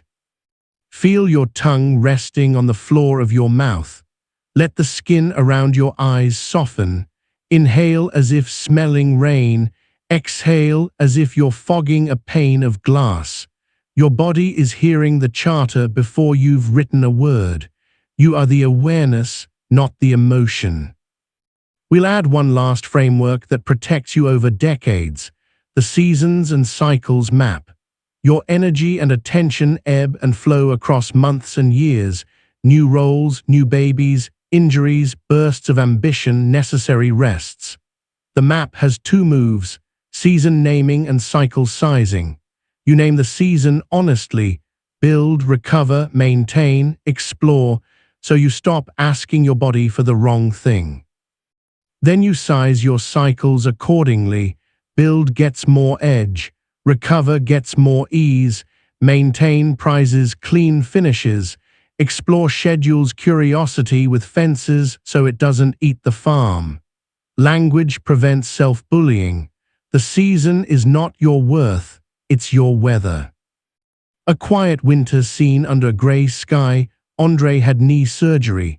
Old scripts told him to power through. He named the season recover. His cycles shrank, 7-minute blocks, work square as a slow walk to the mailbox, courage budget limited to seeds. He still ran DIP and gentle close. Identity stayed intact because the promise was scaled, not abandoned. When spring arrived, scaling up felt like turning a dial, not climbing a cliff. Check the weight through your heels. Feel the chair receiving you. Hear the hum behind the hum. You are making peace with cycles so grit doesn't become grind. You are the awareness, not the emotion. Let's put everything to work in a day you will remember. It's a Thursday with a big call at noon and too many pings. You start with morning light and water. You whisper your compass: north clarity, east team south today because handoff at noon, west done for now equals 1 decision. You run a 2-minute warm, then a 7-minute greenhouse block with a gentle close. At 10:15 the pull to scroll flares. Dip, news, breath, crumb at 2:30, return cue, retype 3 words. At 11:52 you run the 90-second warm start for the call. On the call, you ask one clean question. Afterward you run a courage cooldown. At 2:40 you drink water and take stairs, work square. At 4:55 you speak your one-line promise and ship at 70%. Sunset sweep at 9:10, 2 paragraphs. Night reset if needed. Logged. It's not a movie, it's a day. Days like this stack into months that change you without needing a crisis to justify the change. Story time, one more scene where identity changes in public. Sam had always been the last-minute hero. The cost was panic-shaped sleep and apologies that felt like damp paper. He decided to retire the costume. He chose a role name, Quiet Finisher, and designed a public ritual to replace the drama. A 4:55 send with the subject line prefix "done for now." He told his team, expect Thursday 4:55, not also Friday 7:00 p.m. The first week, his hands shook. He ran the courage cooldown and touched the cool window frame. The second week, he felt something simple, breath that reached his lower ribs at 5:10. The third week, someone else copied the ritual. The room changed by 5 degrees. That's resilience relay in the wild, your nervous system becoming a public good. Feel the coolness on the tip of your nose and the warmth as you exhale. Let your shoulders drop 2 centimeters. If your mind whispers that you'll forget all of this, answer with architecture, not vows. Tape your charter. Set 2 alarms named Gentle Close. Place 1 index card on your desk with 3 words, small, clean, logged. Put a bowl of raft foods within reach. 1 storm card by the switch. 1 legacy note draft in your notebook. Your future self isn't a myth. It's the person you hand these to.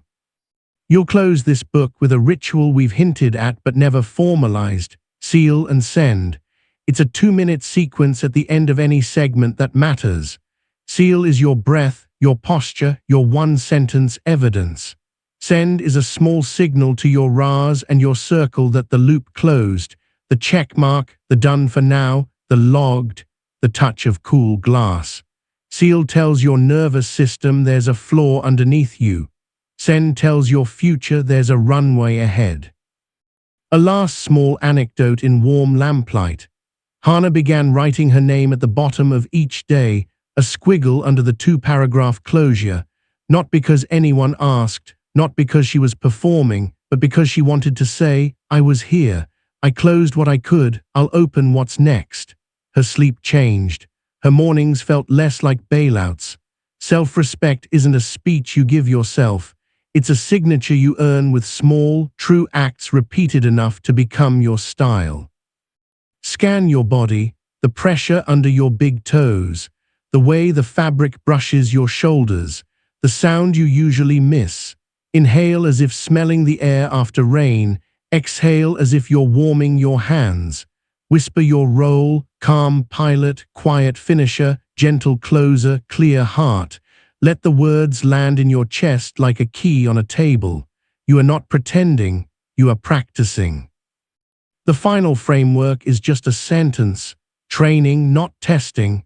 Testing says today proves your worth. Training says today builds your reflex. Testing breeds fear, training breeds iteration. Testing waits for perfect conditions, training runs reps in weather. Every tool you've learned lives better inside training. Run the rep, adjust the form, log the win, repeat tomorrow. That's how identity sticks, not by argument, by evidence. Before we part, write your own lifetime loop card. On one side, the 4 verbs. On the other, your compass script and your gentle close line. Slip it into your wallet, your bag, the book you actually carry. When the world tries to hustle you into urgency or drag you into despair, You'll have a sentence that fits in the mouth and a ritual that fits in 2 minutes. That's enough. It always has been. One last breath together. Feel the air at your nostrils cool in, warmer out. Feel the chair or floor receiving you without conditions. Let your jaw unhinge a millimeter. Let your shoulders slide down the last 2 centimeters. Hear the quiet and the not quiet. Whisper small now. Whisper clean finish. Whisper logged. The weather will change. Your stance won't. You are the awareness, not the emotion. You are resilient on demand, not by force, by design, not by willpower, by wise repetition, not by performance, by presence.